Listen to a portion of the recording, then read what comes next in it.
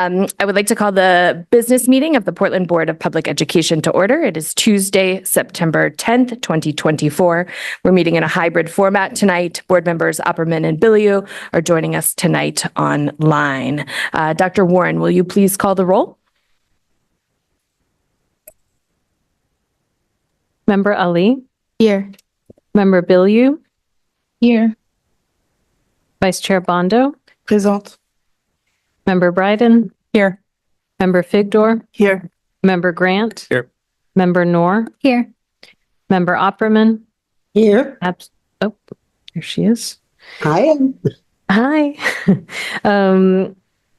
Our student representatives are not currently present. Hayden, Kantiba, Knight, McDonald, Rosado, and Kunku, absent, and Chair Lentz. Present. Thank you. And now the Pledge of Allegiance. Pledge allegiance to the flag, United States of America, and to the republic which it stands, one nation, under God, indivisible, with liberty and justice for all. Portland Public Schools recognizes the original inhabitants of the land on which our city and schools stand. The Wolastoqiyik or Maliseet, Micmac, Penobscot, and Passamaquoddy tribes, known collectively as the Wabanaki Confederacy or People of the Dawnland. We are honored to have Wabanaki children among our students today, and as a district, we are committed to making the past, present, and future of Wabanaki peoples visible in our schools and classrooms. As a reminder of our mission, the Portland Public Schools is responsible for ensuring a challenging, relevant, and joyful education that empowers every learner to make a difference in the world. We build relationships among families, educators, and the community to promote the healthy development and academic achievement of every learner. And our definition of equity. Equity is all people being held to high expectations and having access to opportunities that are reflective of their individual needs, identities, and experiences. Equity is achieved in Portland Public Schools when there are no identifiable differences in outcomes and experiences for any population subgroup. And now we're going to move on to public comment. So if you would like to give public comment, please come up to the podium or raise your Zoom hand.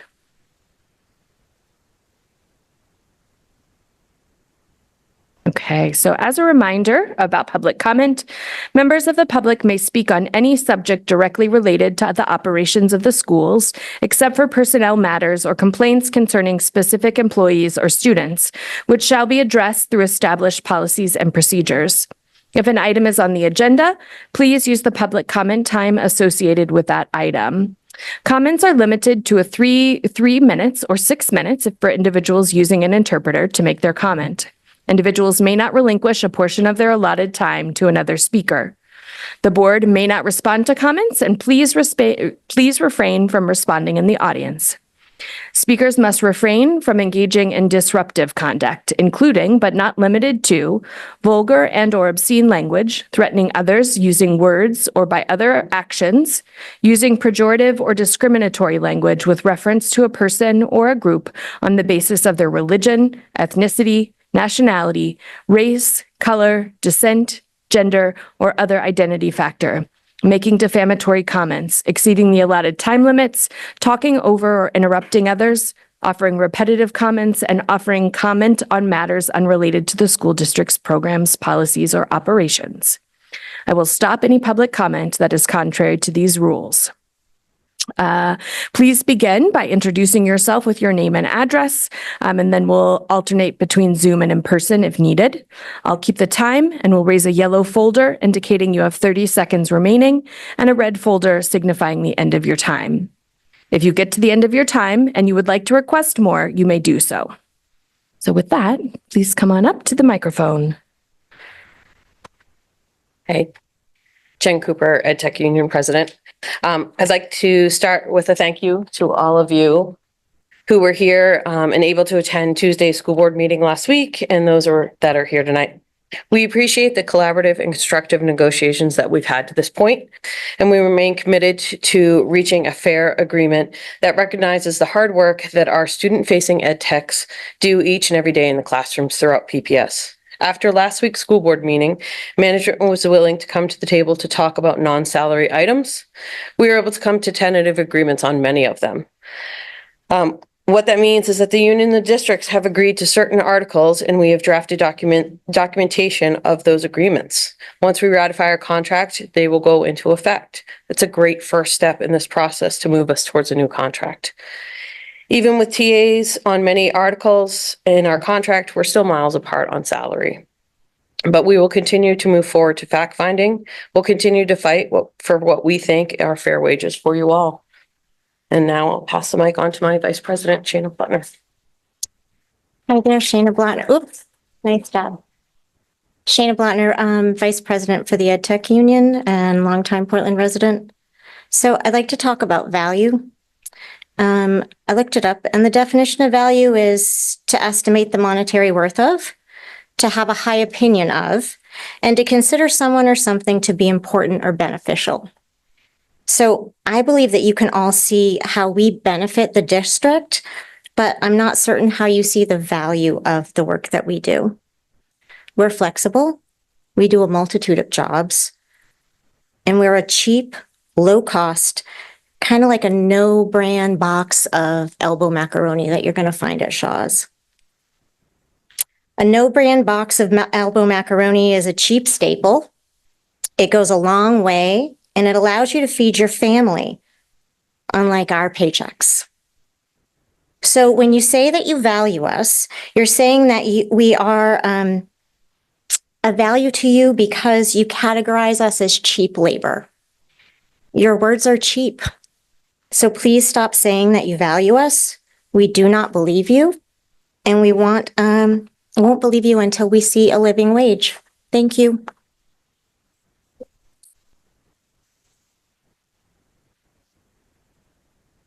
Hi, I'm Coleman Cooper. I'm a senior at Deering High School, and I miss my mom. There's no easy way to say that. It's my senior year, and I really want her here, but she has to work 2 jobs to make ends meet, and it's very difficult to have her there while also working 2 jobs. Thank you.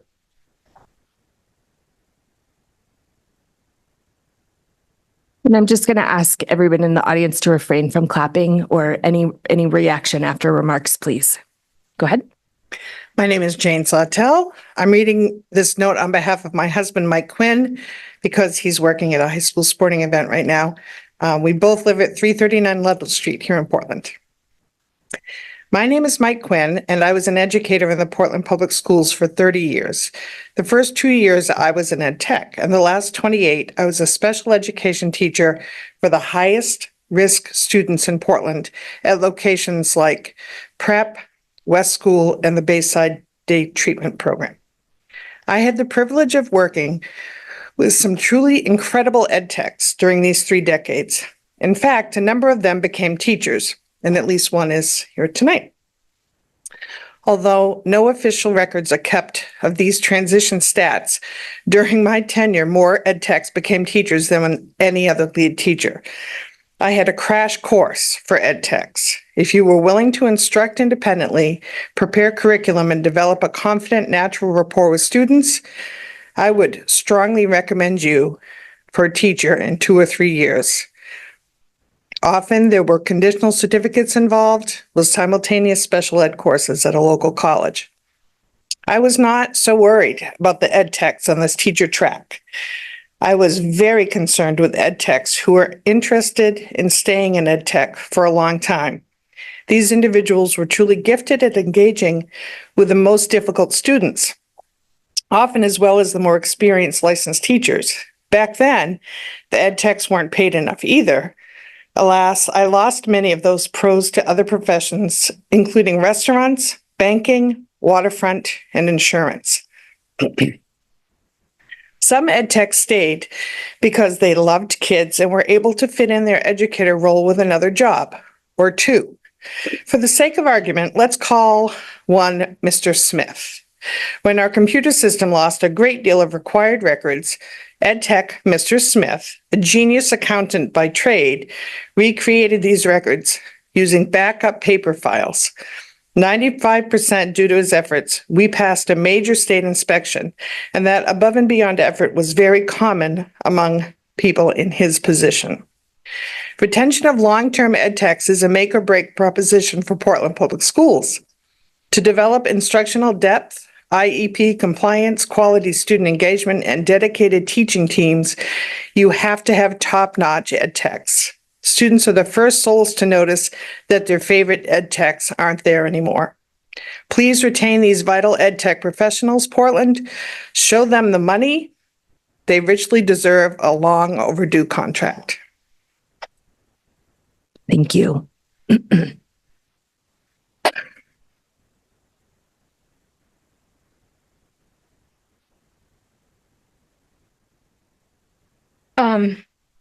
I might cry because this is very meaningful to me.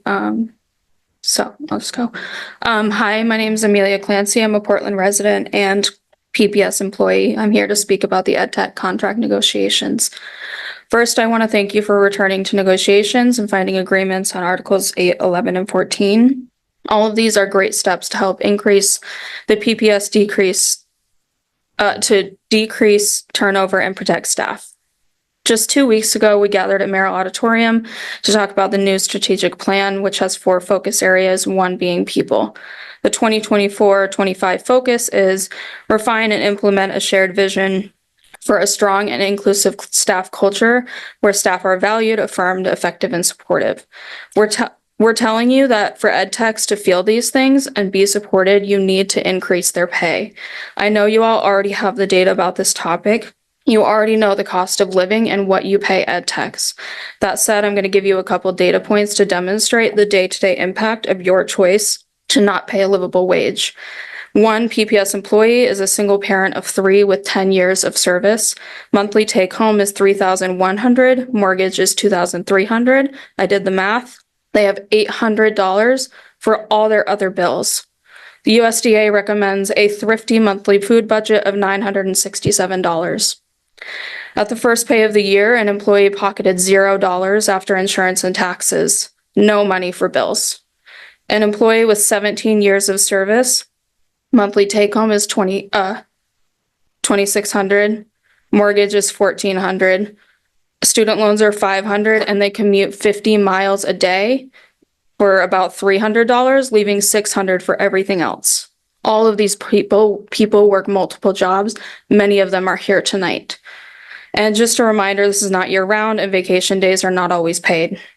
Again, you have this data, but I wanted to make sure that you heard real employee experiences. People are the core of our mission and the most essential piece of functioning schools. None of the priorities in the strategic plan can be addressed without people. If you continue to prolong negotiations by not agreeing to a living wage, you jeopardize every part of the strategic plan. We're here to hold you accountable to what you claim our priorities are as a district. There is no other option. You're making our jobs impossible. If you value the people who make any of your jobs meaningful, you need to pay them a living wage. Lastly, I'll say that my classroom is severely understaffed. I beg of you to come in and observe the day-to-day impact of low staffing. It's row, breathe, K2, knock twice, and close the door behind you. Thank you. Is there anyone else that would like to give public comment, either here or on Zoom? Okay, seeing none, I'm going to go ahead and close public comment. Thank you all for being here again tonight. I have a couple of words just about what has happened since the last meeting last week that I would like to share. So the board is pleased to announce that we were able to reach some resolution last week with our EdTechs union on a number of outstanding issues as both sides work to agree on a new contract. At the end of last week, we reached tentative agreements on all of the working conditions that were outstanding in the negotiation. These are called tentative agreements because they will become final when the contract is eventually ratified. This represents a significant step that was accomplished because of the mutual interest and hard work of both negotiating teams. Examples of the issues both sides have been able to agree on include a pay increase for ed techs when they work as substitute teachers and accelerating their vacation time accumulation. Another tentative agreement involves a change in contractual language to specify proper use of sick leave and clarify protocols around the use of that leave. We continue to work to reach an agreement on wages and benefits. Because these are more complex issues, both the board and the Portland Education Association for Educational Technicians have jointly asked the Maine Labor Relations Board for fact-finding on those issues. Fact-finding means that a panel will evaluate each side's remaining proposals and provide a recommendation on what terms should be included in the final contract.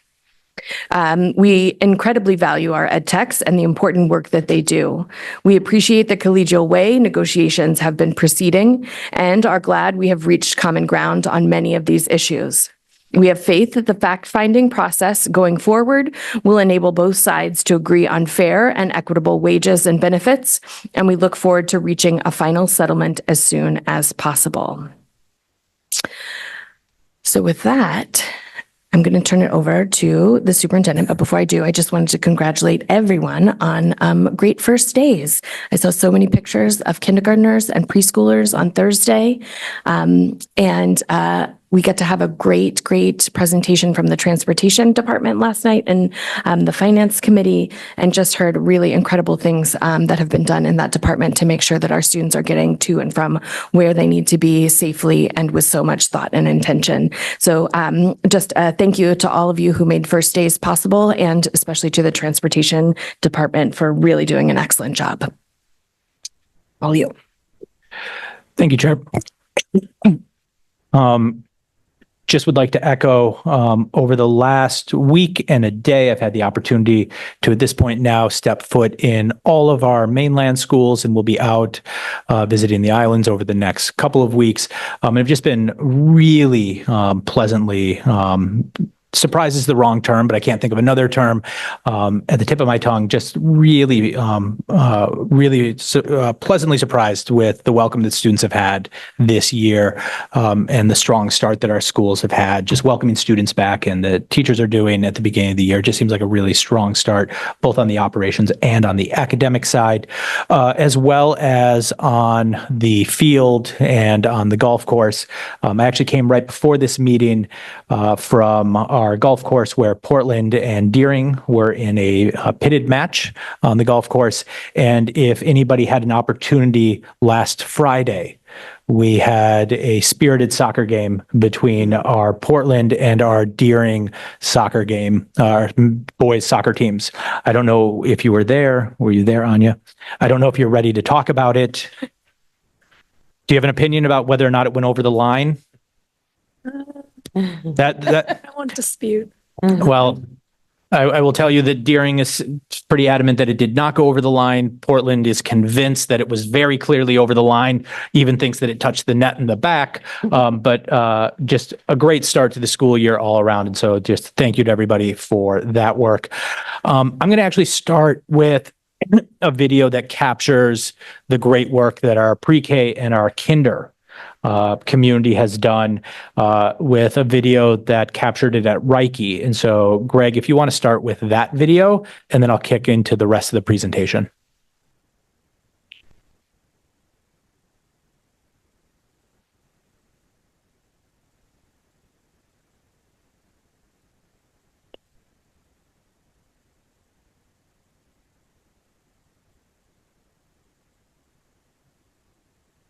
Starting something new can be scary, especially when that new thing is the first day of kindergarten. Students at Reiki Elementary, it's part of the Portland Public Schools, had a practice first day. As News Center Maine's Raya Wooten tells us, those students might be a little more ready now for the new year. So I have to turn my lights on, and I drive. I have my lights on, I have my master switch on to make sure you're safe. It may look like a real first day of school. And we're just gonna go around the block. But for Reiki Elementary's new kindergarten students, It's so cool. this bus ride is just a test run. So what we do, now we're back at school, we'll open your door. It's one of many daily routines that they'll be experiencing for the first time. In this room, that means freeze. After the bus comes the classroom, full of kids and teachers they don't know yet. Some may be slow to warm up to a new place without their parents nearby. I'm feeling a little scared. If you're feeling scared, you can give me a me too or a thumbs up. Anyone else feeling scared? But others, like little Bartholomew, I am excited. Me too. I'm scared and excited. Me too. and Ipson are ready to get the year going. Me too. How are you feeling, Ipson? Happy. Happy. Before I even started school, I was so excited. She was so excited. She couldn't wait. Yesterday, she came with me and said, "Daddy, I can't wait to go tomorrow, my first, my open house." So she's very excited. This one is. And although some students may struggle with language barriers, working to start a new year in a new place while simultaneously learning English for the first time, kindergarten teacher Miss Amy Wu is ready to meet them where they are. You saw the way I did the chime. You don't need to know English to respond to that. You're watching your peers. I use the students to teach each other a lot. So once you get a few students understanding what you need, they will come. They want to be with their peers. Teachers like Ms. Wu say their goal is to make sure kindergarten students feel comfortable and their parents feel supported. And just everyone wants the same thing, which is success for their child. And after Wednesday's test run, Reiki kindergarten students are ready for everything day one of kindergarten has to bring. In Portland, Raya Wooten, News Center, Maine. Good luck tomorrow. Yeah, and hopefully they're all sleeping well tonight after that first day.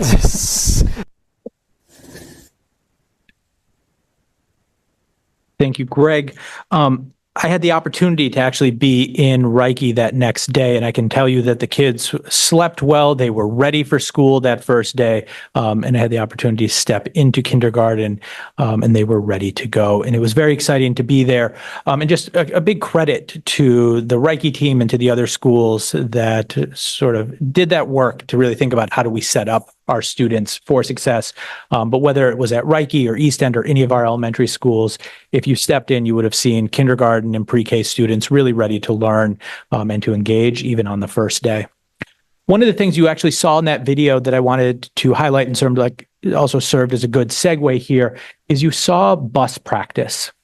And if you were a part of our transportation and operations, finance, HR conversation yesterday in committee, you would have seen that there's been a lot of work that's been happening over the last year in our transportation team. And so on Monday, our transportation team shared an update on their work to systematically improve operations in the department. And I wanted to just highlight for the broader board some of the highlights from that committee. The first is just an alignment of practices. So there's been a lot of work over the last year, and a credit to our director, Ben Lassavoy, to executive director, senior executive director, Sarah Warren, for her leadership as well, to really think about how do we align practices from the training that bus drivers and bus assistants receive all the way to making sure that our classroom management systems find their way into bus systems. And so making sure that that alignment is there all the way. I think back to last year when in August, I sent out the bus routes to students, and now what it looks like this year where we're starting to build up to some sustainable systems. And so the bus team, the transportation team routed over 2,000 students. They had 300 additional routes that they've dealt with or routing requests since August 21st. They continue to adjust and we were providing updates real time to members of the board about routing changes last year, if you remember back, including when we thought routes may be canceled. And we may still experience that, but it doesn't feel like that frenetic pace. And so just a credit to them around building some sustainable systems.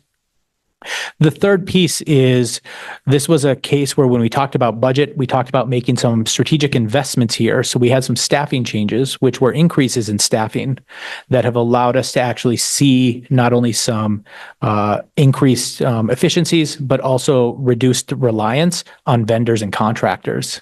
And so what was shared yesterday is that we've taken back some routes that were previously run by contractors that not only ensure that they're done more efficiently, but done at savings to the district.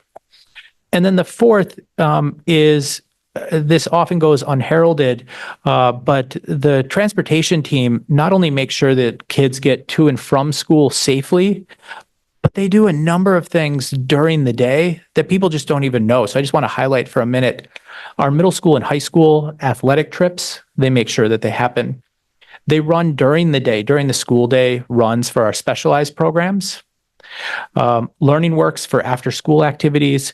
And then something that I want to highlight and that we'll make sure goes out to the community from our schools is that each of our middle schools has 2 late runs that run every day, Monday through Friday. And so if your son or daughter or your child is participating in an after-school club or enrichment and you're worried about them making it home, there is a late bus opportunity both around 4 o'clock and around 5 o'clock that they have the opportunity to take advantage of. And so these are all pieces that they do that we often don't have the transportation team toot their own horn about, if I can say that, and use a bad sort of pun there. Thank you. Thank you, That's a good one. Member Bryden. But just a credit to them. And so again, thank you to them for the work that they have done this year so far to get up to speed. The second piece, I just want to do a quick recognition. I shared this with the board, but for the overall public is recognizing the history and the future of our high schools. The Barr Foundation has again provided the district with a $500,000 grant to support high schools. Below this, you will see some of the key components of the Barr application. One of the things that I particularly want to highlight is how it is all aligned to the strategic plan. And so instead of having a grant that is providing resources, but then has us competing with ourselves around the work, it's all aligned to it. And so you can see the $500,000 over the 3 years. You can see that the key outputs of the work that it asks for us to do is around improving our data system, something we're actually going to talk a little bit about tonight. Second is around the use of teacher planning time aligned to the portrait of a graduate. And the third is around our professional development and specifically culturally responsive professional development. And then the key outcomes that it talks about aligns very much with our mission measures or the goals that we have in our 5-year plan. And so just a very big congratulations to Pamela Otonu Thompson for her work, along with the secondary team for putting together this application and the recognition. This is not something that districts are just handed, but is a real recognition of the work that is ongoing and the potential work. Last is I want to get the next piece of work that we're going to talk about this evening is looking at our state assessment results from this past year. And I want to just talk a little bit about the fact that our strategic plan is designed to build on the strengths and address the areas of concern that will come about in this.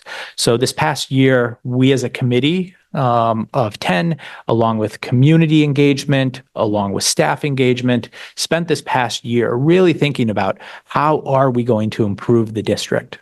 And so there's a natural tendency as we look at the data tonight to say, what are we going to do? And the answer is in our 5-year strategic plan. And so I really encourage us as our senior director of data comes up and shares how we did, is to really go back and ground ourselves in the plan's priorities and how we think about the phases. And so as a reminder, our strategic plan does have 5 priorities: equity, achievement, whole student, people, and systems. And there are 4 phases that we think about for any initiatives: design, pilot, launch, and monitor. And the tension that we always have as a community and as a district going through this work is we want to run faster and we want to do it quicker, but we need to make sure that we can go deep enough that the work sustains. And so you will feel that tension. I feel that tension every day along with you. And so as we are going through this and you find yourself asking, what are we doing for this? I want to push us to look back at the strategic plan and to identify where those initiatives are. And so as a reminder, there are 10 initiatives this year that we are working on. There are ones that I particularly want to highlight as we think about that achievement, which is the second priority, and is a particular focus when we think about student outcomes. So this year, we are particularly focused on improving reading outcomes for our students in K-5 and 6-8, and that is called out in Initiative 2.1 and 2.2. That is the work that was started this past year around CKLA and EL. The second is around 2.4, which is continuing to strengthen the high school redesign process. That's thinking about what do our high school students experience and making sure that they're continuing to experience grade level, rigorous content and instruction. The third is as we think about gaps and where we have achievement gaps between students, as you will see in the presentation tonight, Initiative 2.5 is about how do we strengthen and improve the effective instruction that our students with disabilities experience. There are initiatives here that if we could do everything in 1 year, we would have. But as we thought about it as a group, we knew that there were certain work that we couldn't take on all at once. And we knew that some of these initiatives would also improve our work in those areas. And so a couple of years ago, the district launched a new math curriculum. And so that work has continued, and we continue to go deeper on that. And the math work is something that comes up as an initiative next year. And so it is not that we're ignoring it, but it is something that we revisit and go deeper on next year. And then second is our work around multilingual learners.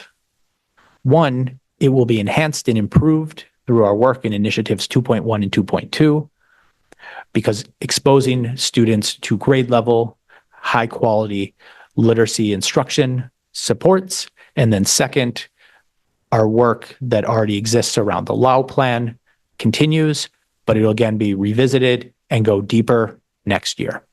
And so I just say that so that as you're sitting there listening to the presentation, you have that context, so that you don't find yourself getting sort of as anxious as I was looking at the data, but to remind yourself to ground yourself in that.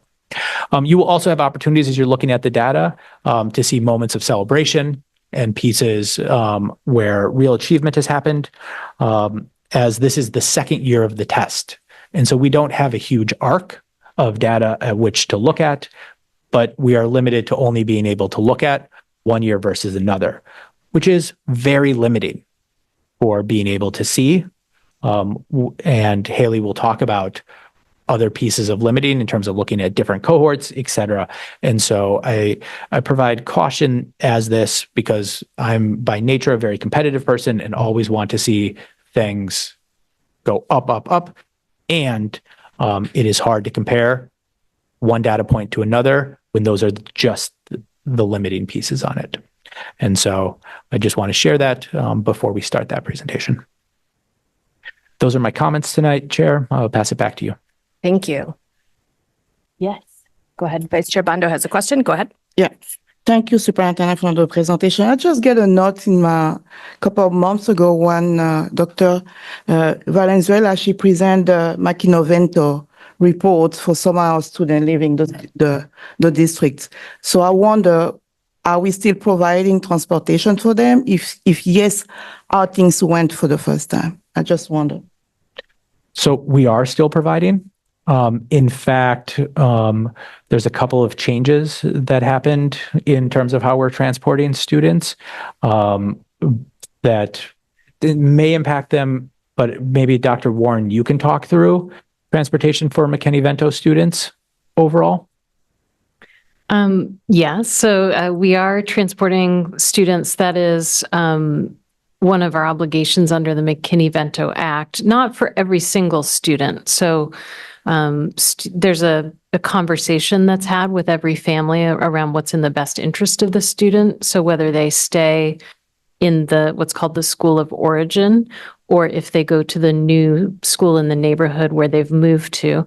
And in some cases, our families are moving a lot. So it's not just one move. We're trying to help navigate around its multiple moves.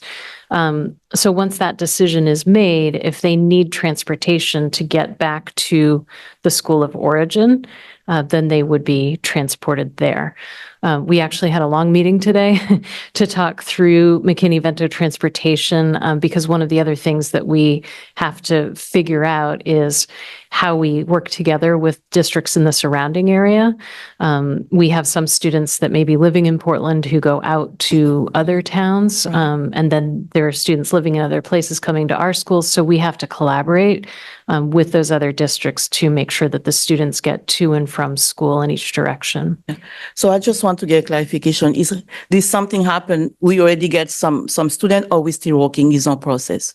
Is the process is ongoing? So it's not. It's a constant thing. It's a constant. Yeah, we're always getting students and placing them, and we didn't have the same level of influx as last year. Okay. So where the students were being moved out of the expo, for example, and that put a huge, added sort of, set of routing needs on the system to make sure we could get those students to where they were going. We didn't have that significant influx at the beginning of this year like we did last year. So it's an ongoing thing. There has been an influx at the start of the school year as we would normally expect, but not at that same level. But we will continue to do the routes for students as the year goes on because there's always movement. Perfect. Thank you so much. Thank you, Chair. Thank you, Vice Chair. Any other questions from the board? Okay, I'm going to move us on to the report of the secretary. So up first, we have the consideration and action to approve the meeting minutes of September 3rd, 2024. Are there any corrections to these meeting minutes from September 3rd, 2024? Just double check Zoom. I don't see any hands there. Okay, I see no hands. Then if there are no corrections, the meeting minutes are approved as distributed. And then up next, we have our through-year data. Is that right? Yes. Yes. So thank you for that. I am very excited to welcome up Haley Didrikson, who joined us as the Senior Director of Data in August 5th. And so this is her 1-month anniversary. And she has spent it preparing in some ways and getting up to speed on attendance codes and all things Maine data, but is going to share with us a high-level overview of our state assessment results and just provide an overview of it. As we're doing that, again, what I would ask is that when there are questions about the data and what's the data saying and what interpretation to be made from the data, that's a great question for Haley. When it's a question about what are we doing programmatically, we'll call in others from the programmatic office. Okay, thanks. You can go there. It's probably easiest. Okay. Disconnected from the Zoom. So. You got disconnected from the Zoom? It's reconnecting. You want me to share your slides or do you want to? You can share them. I just have my slide notes. So if you want to drive the slides, I can just use my notes. Everybody likes when I share the slides because there's a moment of suspense about what I'm going to share. Let's see if you can read my mind. Oh, and I just got back. One time. Just having one time. But the suspense is there. You never know when it's going to happen again. It was a committee meeting. Welcome, Haley. I'm back now, so maybe I can. I'm distrustful though that the Zoom is going to disconnect again, but I'll do it. Okay. And that microphone, you have to kind of get closer to it so that we can hear you. Great. Yeah. So we make it super awkward for you. All right. Thank you, Ryan. Good evening, everyone. I'm glad to be here with you tonight. This is actually my first school board meeting ever. I am a Portland resident, so been meaning to come to one of these. So it seems like a good excuse. Brian, would you mind advancing the slide? So first, I wanted to introduce you to myself and my team. So my name's Haley Didrikson. I'm the new Senior Director of Data and Assessment. As Ryan said, I just started. I started my career as a high school history teacher, and I've spent the last decade working in the education research space, most recently at the Center for Education Policy Research at Harvard. I'm really excited to be working in my home community.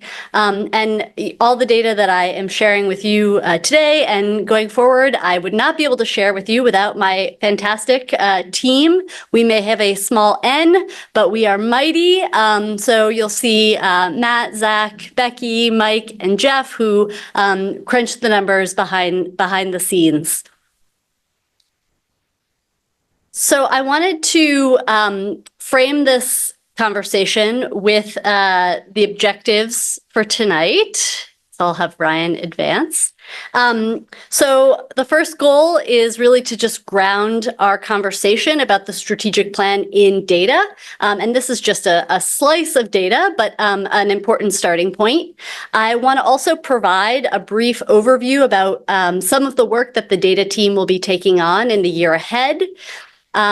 Third, I am going to provide high-level information about the district's performance on the Maine through-year assessment. Not the best name for an assessment, but that is what it is called from the 23-24 academic year.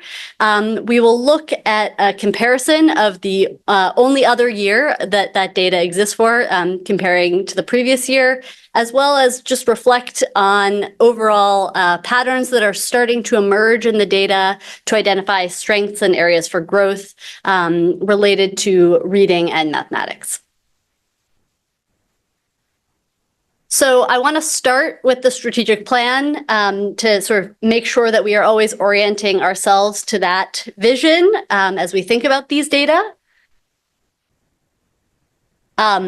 So the first thing I want to just highlight here is there are a number of different data points that are informing our work in the strategic plan.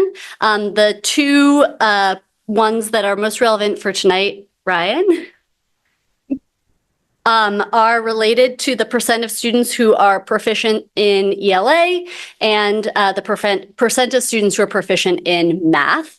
And so we, using the 2 years of data that are available for this particular assessment, we were able to use those data to set our 5-year targets for these two areas. And so for ELA, our baseline value started at a proficiency rate of 60% of students proficient in ELA, and we are aiming toward a 70% target over 5 years. This target was set relative to, we have the 2 years of data, and then we also looked at the state rate of proficiency, which is at 65% statewide. So trying to aim sort of above the state rate, but also recognizing that change is slow and takes time. And so looking at what the research evidence suggests about reasonable growth targets and acknowledging that any initiative takes time to implement and mature. And so a 10 percentage point increase would be a both reach and realistic goal to set. And I also consulted with multiple stakeholders in terms of thinking about what would seem reasonable and also a stretch for educators. And then for our math target, our baseline value is at 42% proficient. And so we're aiming along the same trajectory of a 10 percentage point increase for a 52% proficient in 5 years. And again, this is set sort of relative to previous scores as well as the state rate of 49%. So the other piece, when we think about these data, we have the sort of overall achievement, but sometimes looking at things sort of at a high level overlooks what's happening beneath the surface. And so, as Ryan mentioned, thinking about the gaps that exist when we start to disaggregate the data is also really important. And so to just highlight in particular, these state assessments will give us information about achievement among students with IEPs, students who are multilingual learners, students who are economically disadvantaged. And so we are able to start to try to address the gaps that do exist between different student subgroups or within different student subgroups.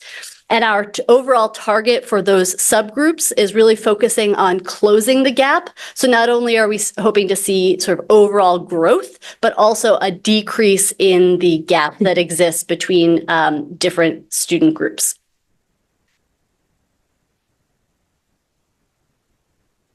The other piece of context that I want to frame this in is just understanding the data team's work more broadly for the year ahead.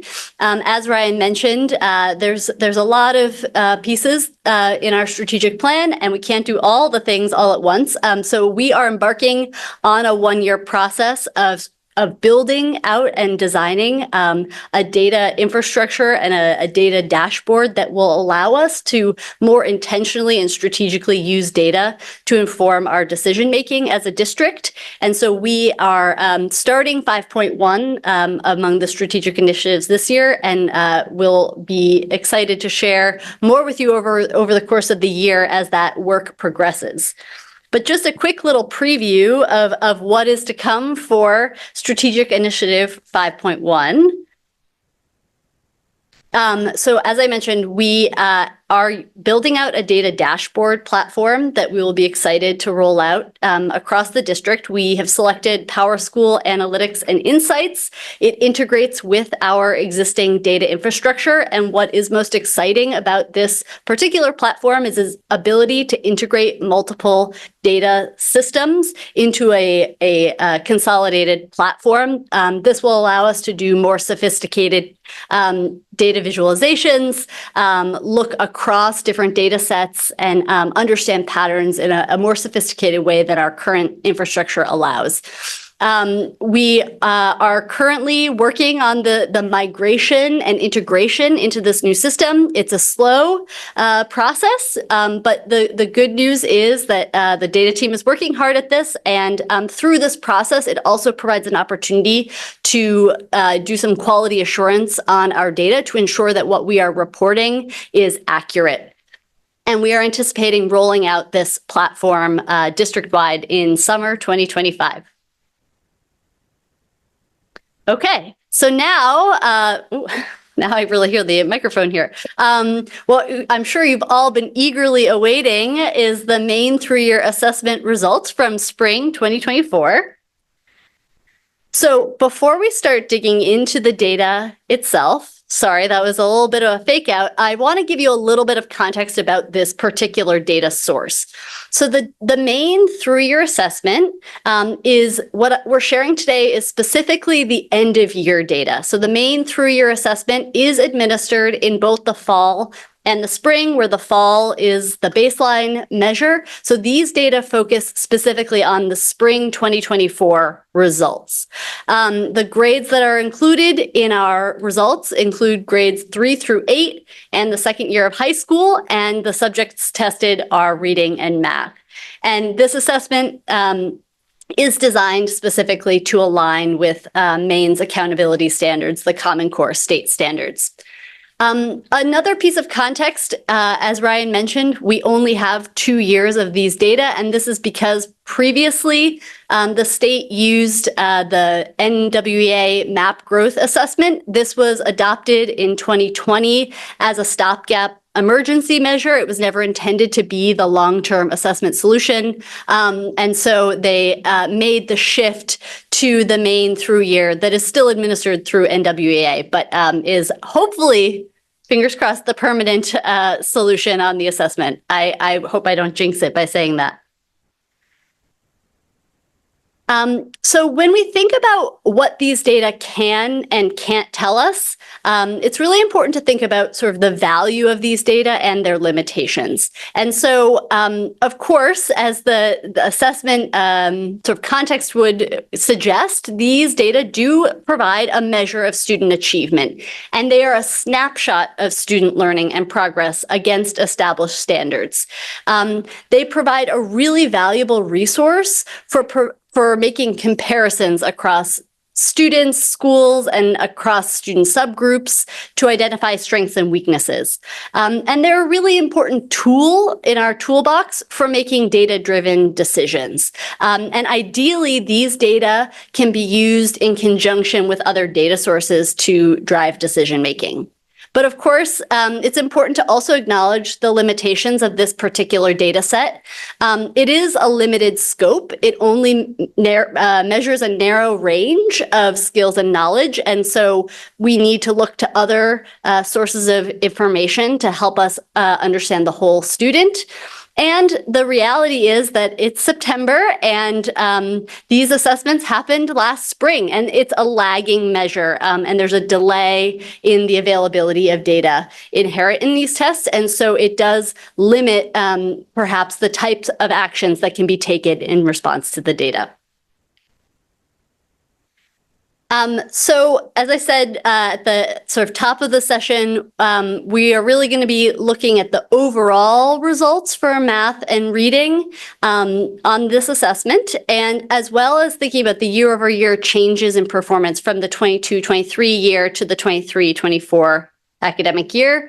And we will look at some disaggregated data by priority subgroups, namely looking across grade bands, economic disadvantage status, multilingual status, and IEP status.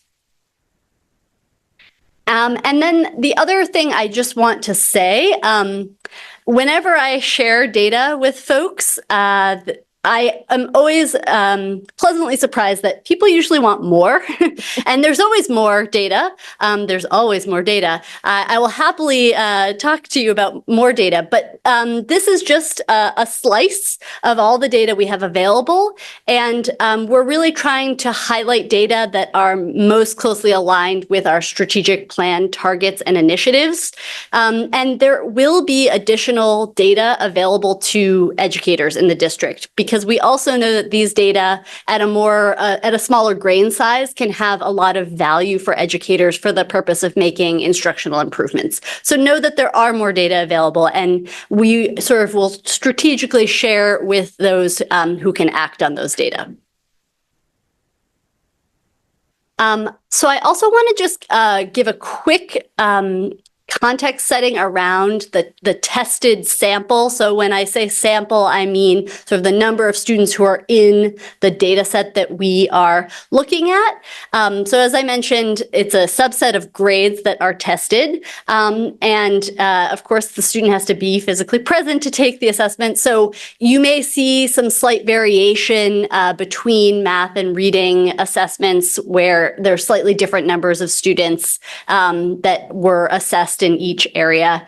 That just happens with data collection. Life happens. But one particular subgroup that I just wanted to flag that you might notice, it gave our team a little pause until we looked at the ends or the sample size, which is just that our students who are identified as economically disadvantaged, there is a noticeable increase in the students who are identified as economically disadvantaged comparing the 22-23 year to the 23-24 academic year. And so when we think about trends, the trends that I'm sharing with you are not normalized. We're just providing the subgroup breakdowns. And so you might notice that there's a downward trend for the overall population, but an upward trend for a subgroup. And that is the result of shifting numbers of students in particular subgroups. So if you want to nerd out about that with me, I'm always happy to chat.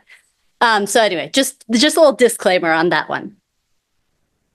Okay, so I'm going to start with the math results and then I'll do the reading results second. So we'll start at the highest level and then we'll drill down into individual subgroups. So when we look at, and I have some notes here, so I'll be kind of glancing down at my screen. So when we look at the overall district-wide results for math, we see that about 42% of students across the district are at or above the state expectations for math in both 23 and 24, so spring 2023 and spring 2024.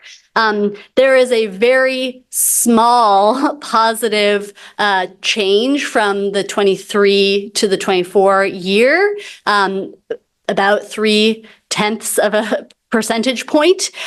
So when we think about sort of improvements, it's possible that there is a positive trend, but from a statistical standpoint, it's hard to know if that's just noise or if it's a trend that is sort of starting.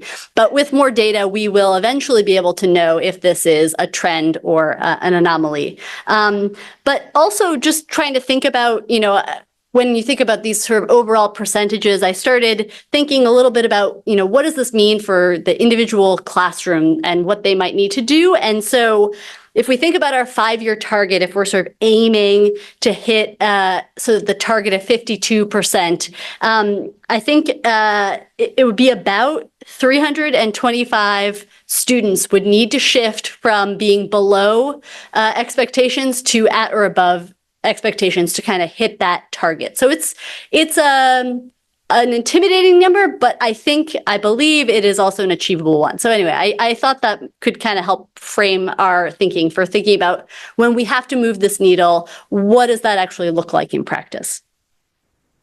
I'll have you go to the next slide. Great. So the next one here, we broke apart our math results by school band. And this is where we see some variation by school band, with our elementary schools as a collective actually exceeding the 52% target, whereas our middle and high schools are still below the target of 52%. And so, just thinking about the variation across schools, it does provide some context for thinking about as educators are thinking about improvements. When we think about that overall growth of 10 percentage points, what the implication might be at individual school levels. So let's drill down a little bit further.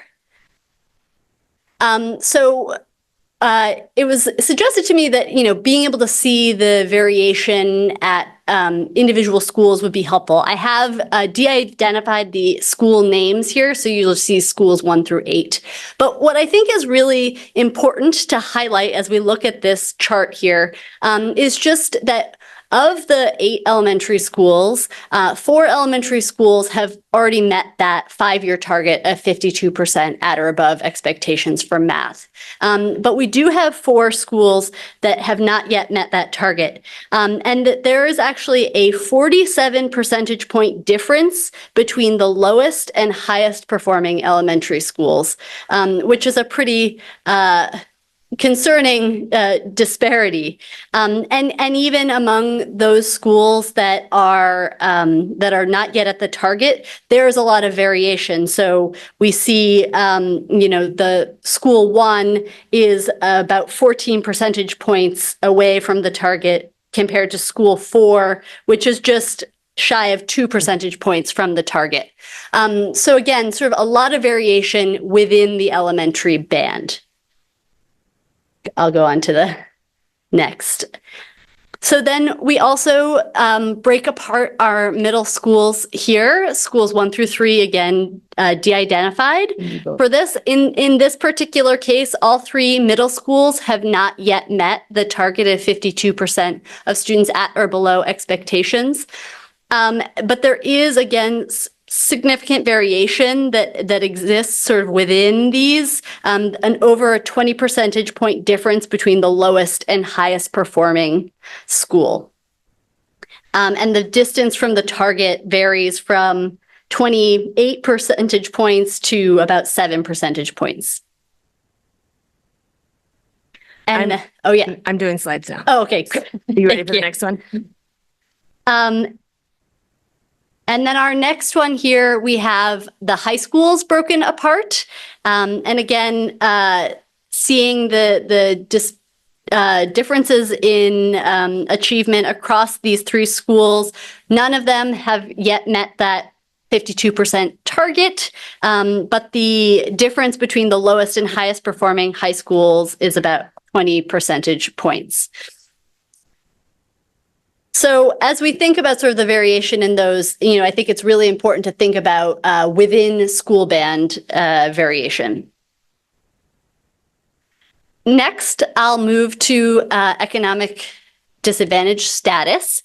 So as we think about our strategic plan and closing the gaps between different groups of students, when we compare non-economically disadvantaged students to economically disadvantaged students, it is a troubling picture. There is a gap of almost 39 percentage points between these two groups disaggregated. About 61% of non-economically disadvantaged students are at or above state expectations as compared to just 22% of economically disadvantaged students.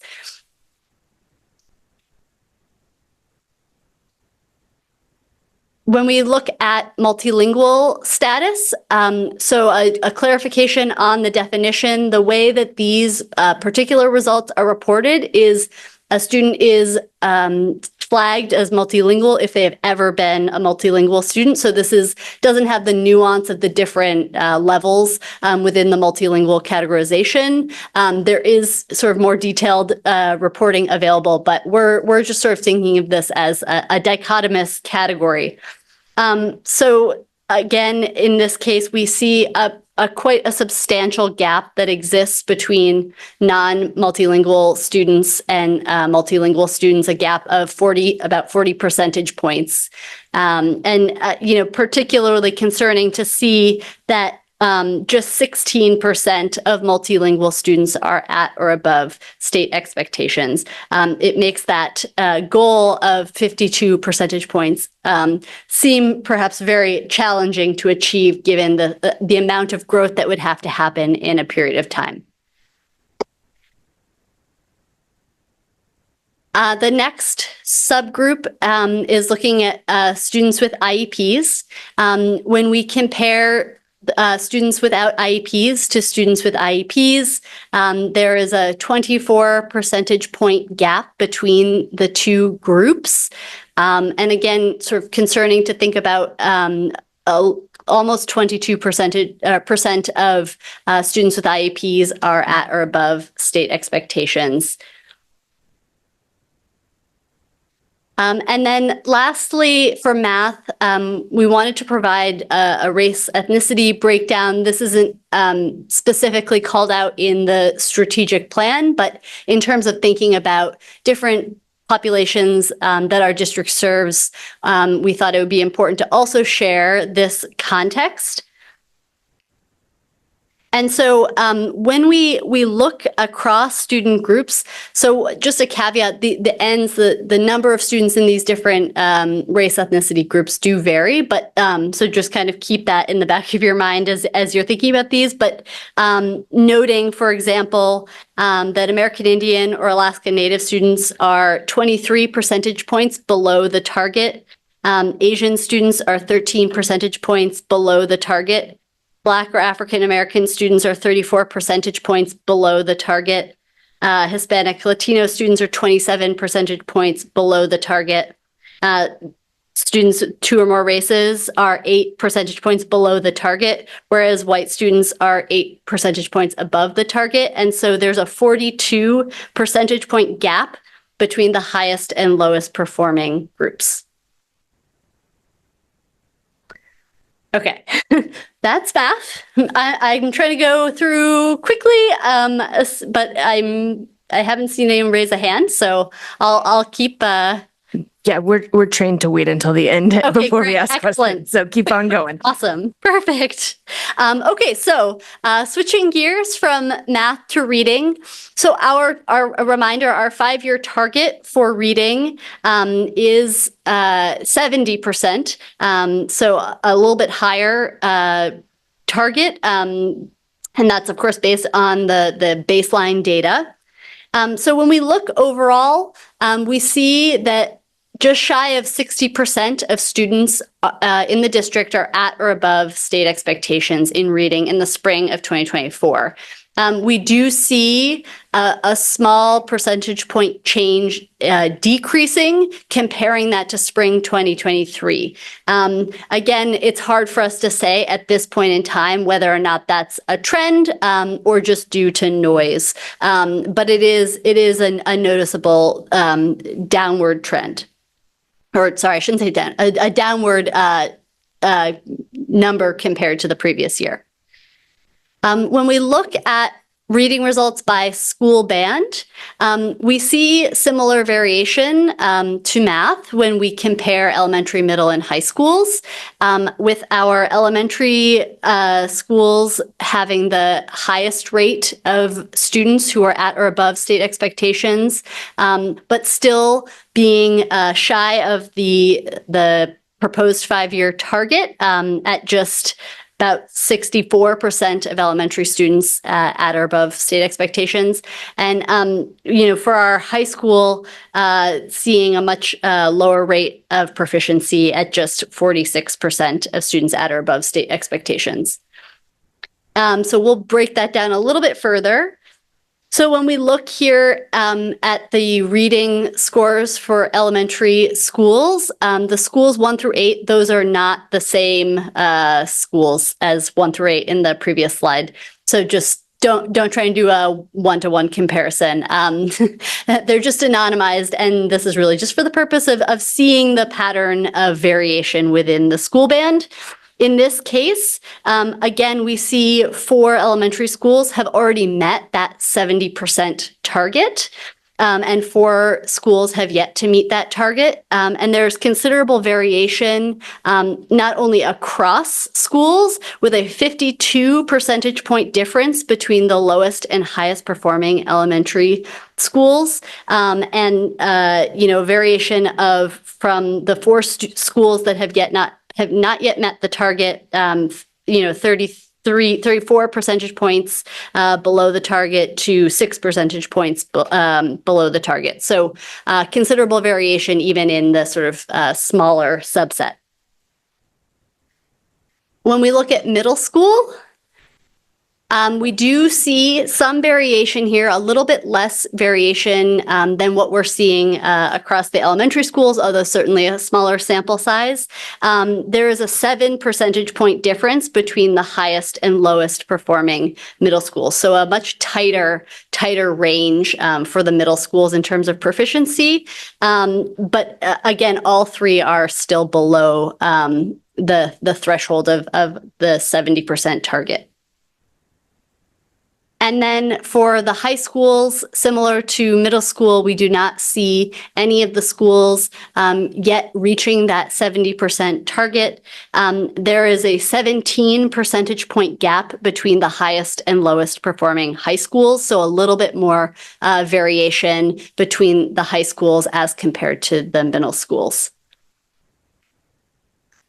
And then to look at economic disadvantage status, I think you may be noticing some similar trends between reading and math. So when we look at students who are not economically disadvantaged, this student group has already exceeded the 70% target, with about 77% of non-economically disadvantaged students at or above state expectations, as compared to economically disadvantaged students who are just at 41%.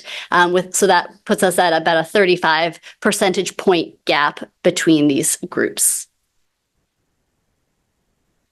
And looking at multilingual status, we see that non-multilingual students have already surpassed the 70% target, and just about 31% of multilingual students are at or above state expectations for reading.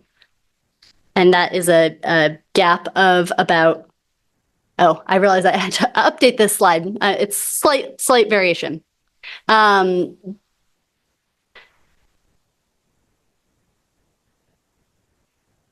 Okay, great. So for IEP status, neither subgroup, when we break them apart by IEP status, have met the 70% target yet. But we do see a gap of about 29 percentage points between these two groups.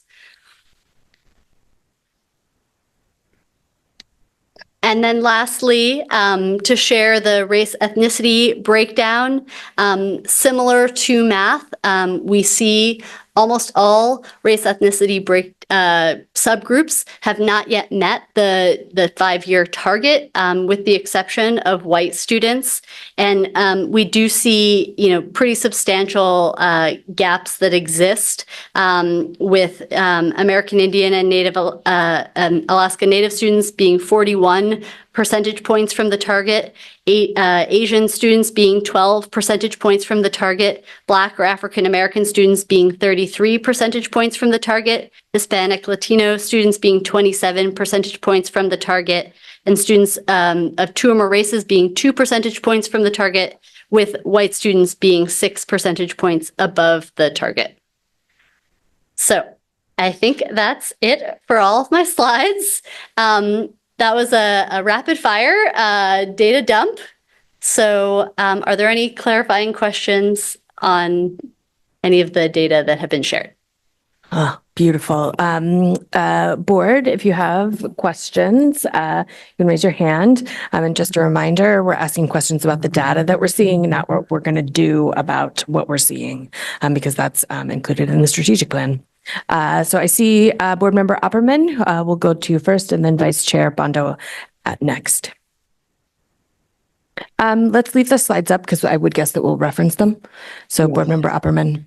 Well, thank you, Chair, and thank you, Haley, for the. It's good to see data and to see it clearly presented and seeing what we expect to see. Unfortunately,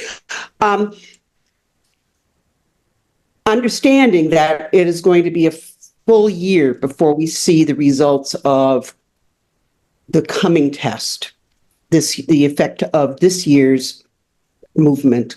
However that is managed, and hopefully in the very positive direction, how will there be other sources of data that can be shared with us through the year? I know the teachers get data through the reading program for individual changes or group changes in how the teaching happens. But I was wondering if there will be anything coming to us over the course of the year. I've got a couple of questions. So. That's a great question. So the Maine through-year assessment does include fall, optional winter, and spring results. I am not familiar with what the fall results will look like yet. And I will say also there may be other data at individual school levels, but in terms of what sort of our team controls, I think the fall results would be the only possible option that are specifically aligned to these data points. There are other data sources that exist, though, that could potentially be a source of information. Well, I look forward to seeing some of those so that we can, if we need to make some changes midstream, we can do that, although we will stick to the strategic plan by and large. When you're talking about the testing, the program, I figure testing Power School is what you're testing. The data dashboard? Yes. Yes. Mm-hmm. Yeah. Okay. I've used that. It is very useful, and parents will absolutely love it when it gets to that point. But what I was wondering is the testing going across the district in as far as who's doing the testing? I would think so. Yes. I mean, kindergarten through 12th grade. I understand your question. Yeah, there are assessments at all different levels. This is obviously limited to 3 through 8 and then sophomore year, but there are additional assessments that exist earlier in elementary school. And the last question has to do, this is a hypothetical or suppose or whatever. It's, you do not have the data there, but it would be interesting to see. We have a committee that is looking at changing district lines. And when, although the overall values for the district may not change, perhaps the individual, particularly with the elementary school, distribution of percentage may change. And I would be interested to see if you can see that when we find out what's going on, because to me, that particularly when you're looking at social economic disadvantages and ethnic possibilities, that might be. So I'd be interested in the future to see what kind of data shifts might be in the schools. If using the 24, well, I guess we can't use the 20, we're using whatever data we have. Thank you. And that's it. I appreciate it. Thank you, Board Member Opperman. I think Superintendent Scowen had a little bit more information about other data that we might be able to access. Well, yeah, specifically, I was just going to add on to your question around progress monitoring and when data would be available to the board. As part of the board's retreat on September 28th, we're going to talk at that time about what progress monitoring will look like and when we will provide the board update on the strategic plan and progress along the way. As a district, we have 4 times that we are progress monitoring. Progress, both looking at the implementation as well as the effectiveness of parts of the strategic plan. They're in October, February, April, and then at the end of the year as we launch year 2 initiatives. And so we wanted to just get board input as we thought about what was the right cadence to provide updates that sort of lagged a little bit behind that. So we'll talk about that at the board retreat on September 28th. Thank you. Vice Chair Bondo? So I have 2 questions, but I just want to have a clarification. Chair, when you mentioned the question, then we should ask and not for, just to be clear, then I'm not overstepping, because my second question is a little more related to the different aspect of what I see. I mean, I think you could ask it, and then if it's out of bounds, then we'll correct. Thank you so much for the presentation. Thank you. Those are so difficult for me to absorb, but I will try. My first question is how we collect the data. The way we have now a new system, I try to understand if each school is going to have the same dashboard, the way they're going to have the pipeline on the data collection, or they're going to use the different ways. Because I see we have the Power School strategy, so those are going to be the platform for all the schools to try to combine all the data so it's more accurate and clear, or it's going to be something else? No, all schools will be using the Power School dashboard. Mm-hmm. Okay, that's good to know. So I just want to be a little more here, because this is kind of a little emotion for me, because I've been 6 years here, but when I see the result, what we're going through without not having any data for years, and now we see more the clarity, I see then the achievement gap even didn't move that much. It's still greater and greater. So I have a question. I know that we have the strategic plan going on for 5 years, but that's a long-term process. So I have a question, reflection on the 2 teams. I mean, the network team, elementary school and secondary. I really want to hear their reflection. Or after seeing those data, what they really have as a short-term process and strategy. What we see, are we failing our students? Because students are moving grade to grade every year on the reading and math. And when I see the disparity between ethnicities and multilingual, all the different economic disadvantage students is so heartbreaking. So what are we doing in the classroom, culture classroom, curriculum? I just want to hear the reflection. Thank you. So, Member Bondo, if it's all right with you, I think the best way to do that is if we provide an update to the board at the next board meeting, if that's all right, where we can share with you exactly what the short term is that they're doing, so that we make sure that it is not just a sort of, I mean, there are strategies that we are implementing, but I want to make sure that it is also truly the action steps that we can monitor that are being followed up on. Is that all right with you if we do that at the October 1st meeting? Yes, but I just want to hear their own perspective right now because they are leading. Some of those are great teams. They have academic teams. They have the cultural team going on to the different school. So the report we see here is nothing new, Superintendent. With all my respect. So I mean, I really need to see students are graduating from high school. What are we offering, reading and mathematics going forward for some academic achievement? I just want to hear from them, and then we can move for a little more further explanation, please. Yeah, that's fine. So we'll invite Dr. Atkinson-Duena up here as well as Dr. Ahmed to provide it. There's one piece that I just want to add in as context as they come up that is something that I'm not sure that I caught Haley share, but it was something that I had to catch as I was going through it. The state average that we share can be hard to follow from grade band to grade band because the state average is the overall. And it obviously fluctuates whether we're talking about elementary, middle, or high school. And so it is likely based on our own data results that the performance overall of the state is higher at the elementary school level than it is at the middle or the high. I share that just as we think about the overall performance of our middle schools and high schools. Relative to the state, it is not that it is that large a gap, but it is in context. The state has not issued that information yet, and so we can't yet put that within context. And so I just want to name that, and then I would just ask first that Dr. Atkinson-Duena share out a little bit about the work you are doing at the elementary level, specifically around this data and around gap closure pieces, and then Dr. Ahmed. Superintendent, I just want to make sure then I really understand why we're going to that context. Educate Maine has already published for years ago already around the failure on some of those aspects in mathematics and reading in some of high school.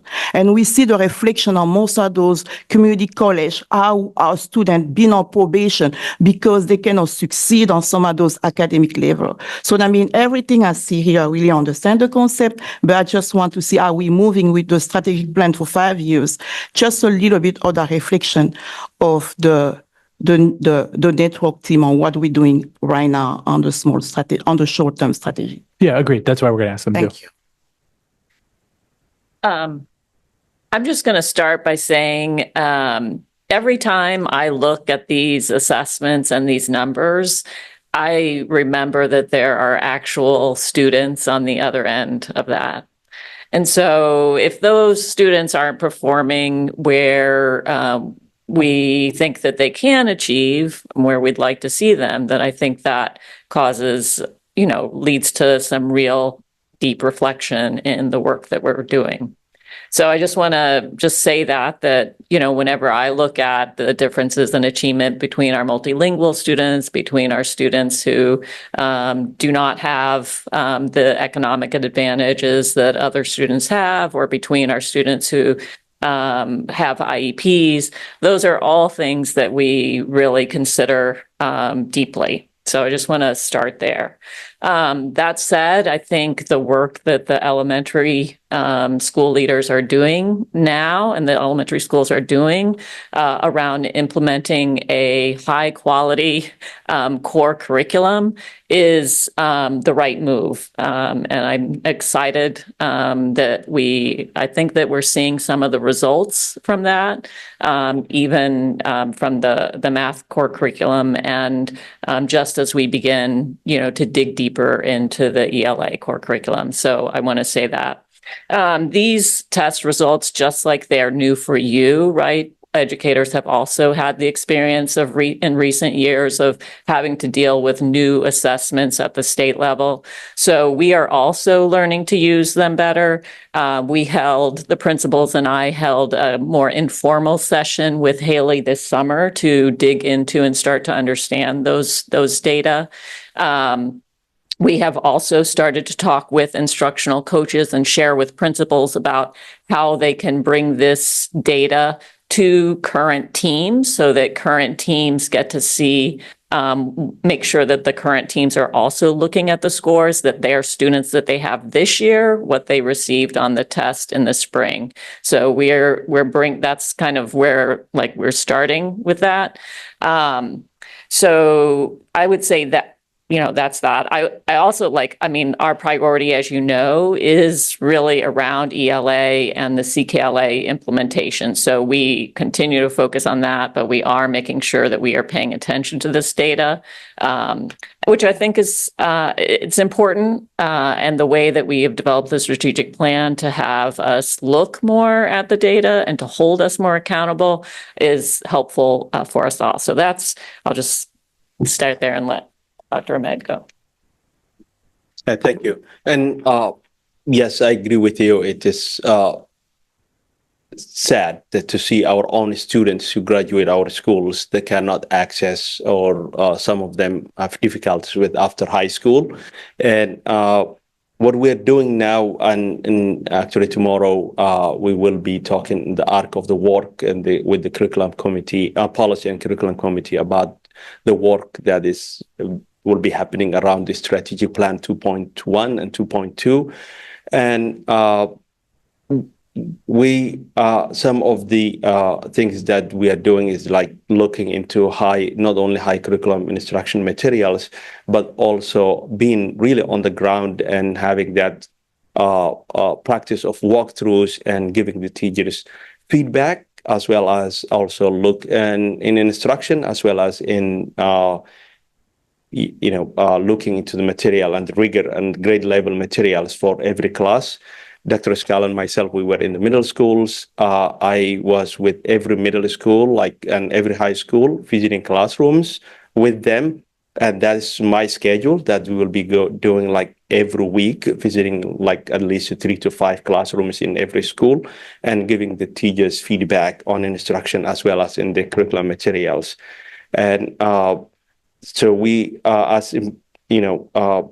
taking one step at a time, but I agree with you, there is a lot to be done, but we are on the ground and trying to implement the strategic plan initiatives and priorities to make sure that our students get the education that they deserve. Thank you, Superintendent. I'll be waiting for the October meeting. Thank you. Thank you, Chair. Thank you. Other hands? Board Member Victor, go ahead. Thank you, Chair, and thank you so much, Haley, for this data. I share Dr. Bondo's frustration with intense frustration with the data, being on the board as well for 6 years. While this is a new assessment, the data look generally similar. I think it's really a snapshot of race and poverty in America. And that is just so, it's the reality that we face every day, trying to educate each and every student, and it's so hard. So I just want to recognize that and recognize that our educators are working very hard to actually ensure that all of our kids' needs are met. And I certainly see that. I guess I had, my questions are with regards to the high school numbers. And I guess this question is for either Dr. Ahmed or Superintendent Scallon. If you can help me understand how you see how you understand the high school drop-off, that the fact that we're seeing the least progress, or we're seeing the lowest results among our high school students, that would be helpful. I'm not sure if I've seen the disaggregation based on the level of school, and so those numbers in particular were in fact surprising to me tonight. And then I have a follow-up. Yeah. I would put a large amount of caution on the use of that data, and the 2 points. One is just looking at 2 different cohorts of students and the change from year to year within that. And so that's one piece on a new test. And so I would say that what it does for me is point to a need for a lot of exploration of really digging in, trying to understand what's going on there. It's also the case that it's only testing 10th graders. Mm-hmm. And so it raises a question, right, where it's for me, it's one of like seeking of understanding more so than anything. And so I would have caution at this point. I think that if we saw a trend over time there, I would say this is where it's something. At this point, I would pause, and I would want to dig in to see the classrooms in action, to have conversations with Principal Jepson, Principal Giesman, which I've not had an opportunity to do yet with this data, to really understand from his perspective or from her perspective, or Principal Natarajan now, exactly what their take is. Okay, thank you. That's very helpful and a good reminder. My second question follow-up is in a similar regard, but some of the work that I'm most excited that we're doing and that we've done over, building up over the last 6 years, getting to real implementation now is around adopting rigorous, high-quality, research-based curriculum in our elementary schools. And I know that we have not done that similar work. I heard Dr. Ahmed allude to kind of more individualized work in classrooms. But I know, for instance, our math curriculum at our high schools differs substantially. And there hasn't been so students have very different experiences, for instance, in the classes that they can take, in the pathways through math based on where they go to school. So I'm just wondering, and I'm sorry I don't have our strategic plan in front of me, and I can't remember if that's addressed. So that's basically my question. Is we've made a lot of strides getting to the point for our elementary schools where we're implementing, after a lot of work, a really great curriculum for ELA and math. My question, is really with respect to the high schools. What is that? How does that work carry forward? So it is named. The curriculum work at the high school level is named, and this is just like one of those, like, I'm having a moment where I can't name. I think it's named next year, but I can't say with definitive nature of next year versus the year after, but I think it's named next year to focus on it. I think there's been a lot of eggs placed into the basket of high school redesign. That's the solution. And I think the reality is that there's a yes and piece here, right? Which is there's an ability to dream about the future and that piece, and there's a here and now. And how do we think about some of the practices that we want to see 10 years from now, and how do we have those conversations and do that?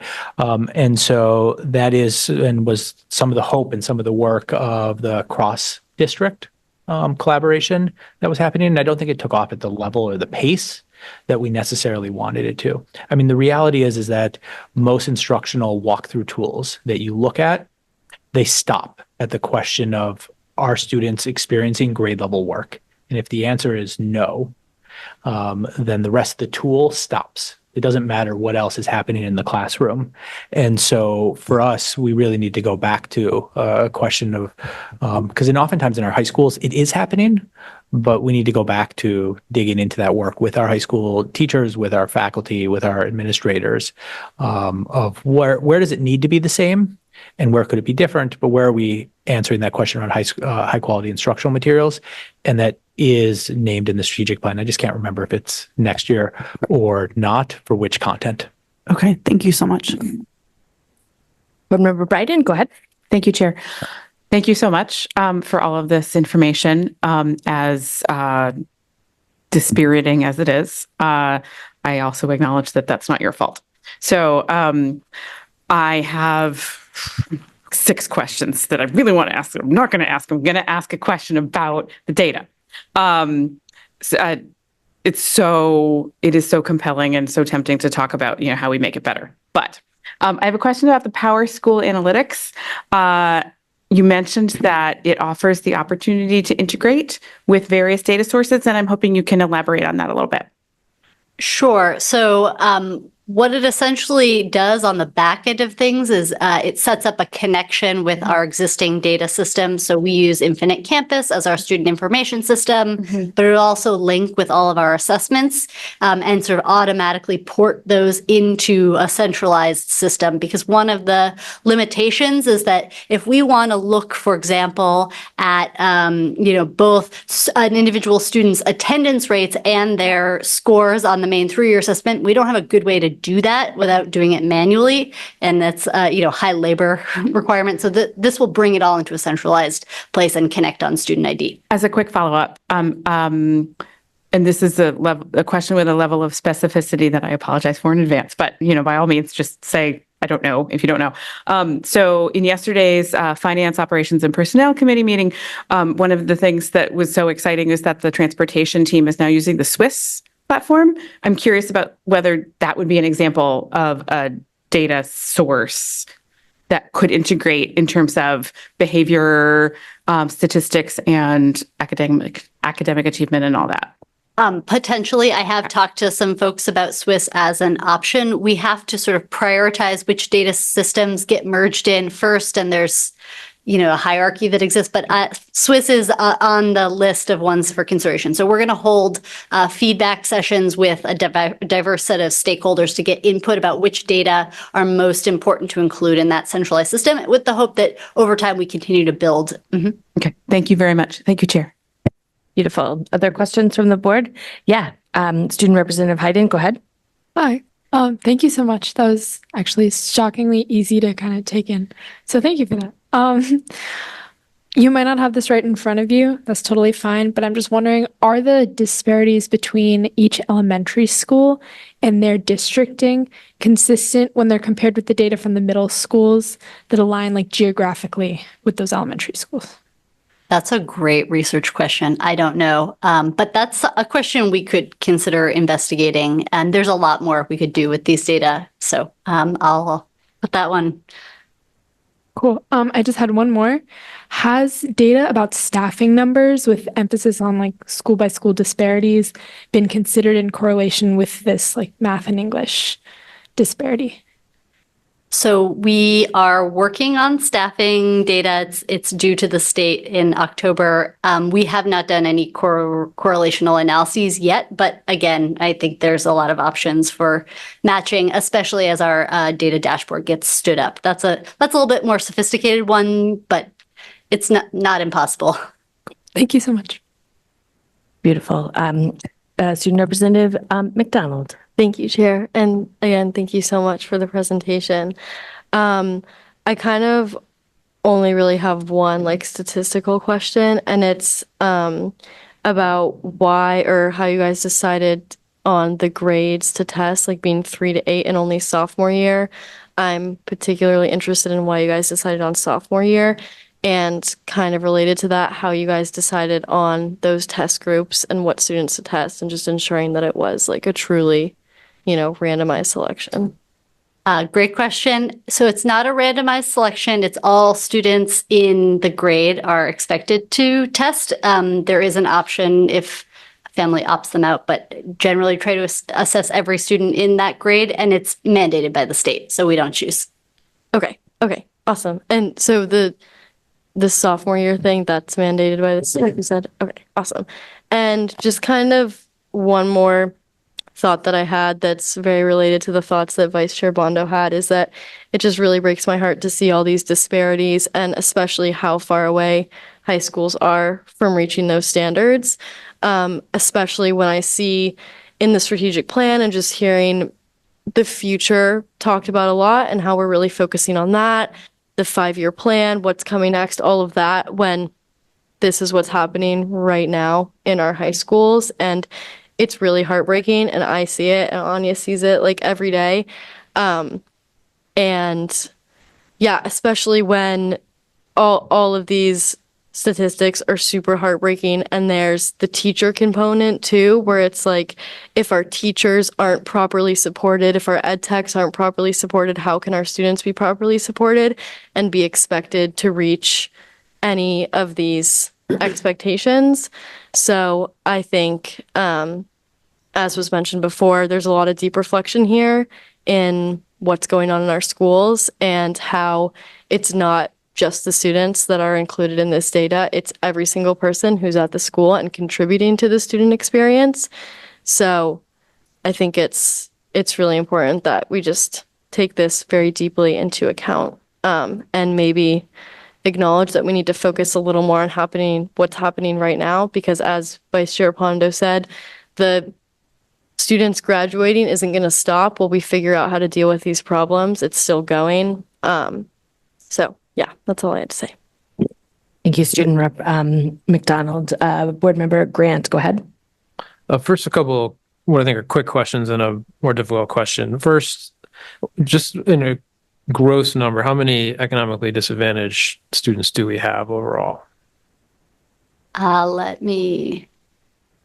Overall, I don't know off the top of my head. I have the tested sample here, but I don't know what the overall count is off the top of my head. Does anyone know ballpark? Is it third, half? About half. It mirrors about the tested population. Yeah. So about half. Okay. The second question, maybe not for you because it isn't really a data question, but what do we all think of the new test? Like, it's a 2-year-old item. I know it's not apples to apples with the prior test, but is it generally thought of as more difficult, less difficult? I mean, I know it still doesn't explain away any of the disparities between groups, but I'm just curious. Is there a going opinion about that? I do not have one. Okay. On it. I mean, I think we have to be. I think with all assessments, we have to treat it as one data point among many, right? And so that's where we have to be value what it tells us, and specifically relative, but not have it be the sole piece. Yeah, of course. My last thing is a data request, if it's possible, because I'm sitting here trying to square two things, right? This notion of being dispirited that most of us are feeling now, but also squaring that with Member Figdor's, I think, very accurate observation that we are dealing with issues much larger than schools around poverty and race in the country. So that leads me to think what is the impact that Portland schools is having, right? So my question relates to data is, can we disaggregate this somehow by the duration of time the students are in public school, in our public schools, right? As opposed to, to have a set that had been there for the 8 years up through 10th grade versus, slicing it finer and finer. You are not the first person to ask that question, and we are hoping the PowerSchool dashboard will enable us to do that more easily. Okay. We do have the enrollment date, and we could use student ID to match across. Yeah. So it's feasible. So that's conceivable to do, yeah. Okay. Yeah. Because I think that would tell us a lot about what is our system doing versus what are we doing with kiddos that are coming here that have either been failed by some other system or being affected by larger events. Yeah, and I'll also mention, just to speak to sort of the quality of the test, one of the advantages of this assessment in particular that we didn't present on today is that in addition to having sort of the raw score of the overall percent of students who are at or above state standards, they do provide something called a RIT score, which is a growth score. And so that is a more granular way to understand, again, sort of to your point, this impact on individual students. It's just a more sophisticated data set to work with, and we didn't get it from the state until a week ago. So, eventually we hope to incorporate that into our reporting as well. Thanks. Can I just add one additional piece that Board Member Grant sort of brings up in his comments that I think is worth doing this sort of on the margins, is when we're looking at this data, as Member Bondo or Vice Chair Bondo brings up, is the piece that is particular that we should draw our eye to is the disparity that exists, right? That's where it is clear that we have work that is obvious that we cannot ignore or say that is not there.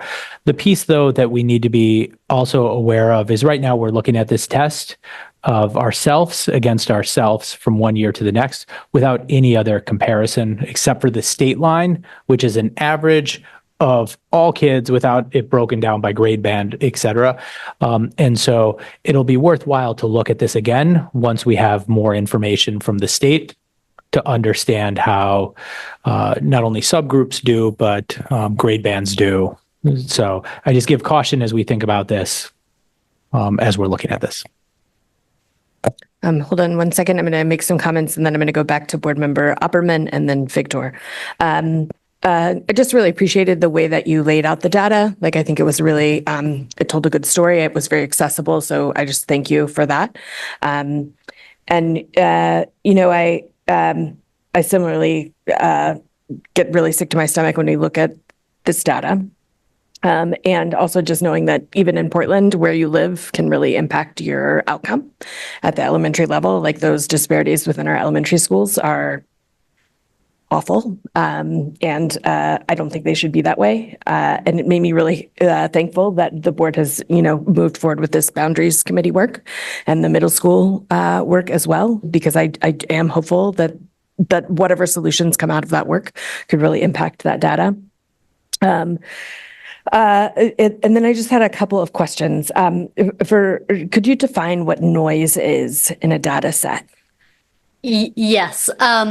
So when you think about data, let me see if I'll try to not go on too long about this. When you think about data, if you have a small set of information, it's possible that the sort of variation you see is just sort of like by random chance and not driven by a choice that you're making. So when you have a large enough set of data, you can say with statistical significance that something is sort of changed by something else. So noise is sort of a statistician's way of saying, like, it may be related to what you're doing, or it might just be like, oops, you flipped a coin and you got tails instead of heads. So you don't have enough precision in your measurement to know for sure. I hope that explains it. Yes. Okay. Just wanted to give a definition for those at home watching. And then my other question about economically disadvantaged students. They are defined as that from free and reduced lunch paperwork. Is that correct? So there are two sources of data that inform the flag for economic disadvantage. So the first data source comes from the state, and that's the free and reduced price lunch eligibility that we receive. And then we collect a secondary round of data directly from families that has another set of qualifiers that would sort of result in a family being flagged as economically disadvantaged. So we changed the way in which that secondary source was collected last year. So we hypothesize, we don't know for sure, but we believe that part of the reason that the percent of students qualifying as economically disadvantaged may have increased is actually a result of our data collection methods improving, and we may have historically been way undercounting students. And so we're hoping when we're currently collecting that data for this year, so we'll have a better sense using this new method if it's really related to our methods being more precise. Awesome. So thank you for reminding everyone that we are currently collecting it. The email was super easy to use. The text message came out too this week. Is that right? But please do that because it does help us have better data and get more funding from the state. And do you or Dr. Valenzuela, I know you're involved in this work a lot too. Do we have a sense of like who we still might be missing within that group? Like how big of a group that is? I don't know what percent of those who would qualify as economically disadvantaged. When I checked this afternoon, we were about 25% response rate district-wide. Individual schools are receiving information about their response rates, and we have a plan in place for doing targeted follow-up. So if you have not yet filled out the form, you're going to keep getting those text nudges, and our school partners are also going to be supporting the data team in ensuring we have high response rates. Okay. Thank you. We're going to go to Board Member Biliou, who hasn't gotten a chance to speak yet, then Board Member Opperman. Yeah, go ahead. Thank you, Chair. Sorry, I was just writing my questions, but I'm wondering this just from a viewpoint. I'm wondering why certain schools weren't named just so we can see the perspective school-wise? Is there a specific reason why the schools aren't named? I think really the purpose of highlighting those data was to bring attention to the variation and not to try to name schools. You know, I wouldn't want any school to feel shamed because there are also, you know, powers outside of the sphere of influence of schools that that influence those results. So I think in highlighting the variation, really just trying to emphasize that there is a disparity. Okay. Well, I think personally it would help because it would help us understand maybe some of the historical things that are happening in those schools that can help. I think it would give a better view of like how to then address some of that issue if we have an idea of what schools are, I guess, not doing so well. But I understand where you're coming. I don't know. Personally, I would like to see the school. I don't know if that's like a specific for this data or that's going to continue or like that's going to be how this work is being presented. Yeah, I think it is important to see where folks are and where that disparity is so we can better understand what resources are needed. And then another question I had was for the people that might not have filled out the data, is that collected as well if folks didn't fill it out? Are you talking about the assessments missing? Yeah. Yeah. Yeah, we do. We have missing rates on individual assessments. Yes. And then also on, I guess, on the economic disadvantage form as well. Mm-hmm. Okay. Thank you.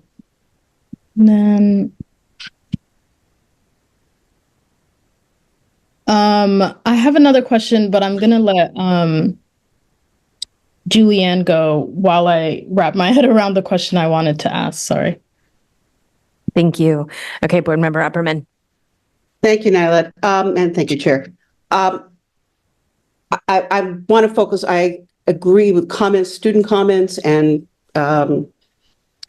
Vice Chair Bondo's concerns about particularly the high school group. My high school background, teaching background, makes that even more concern, a greater concern of mine, and the short-term aspect of things that need to be done.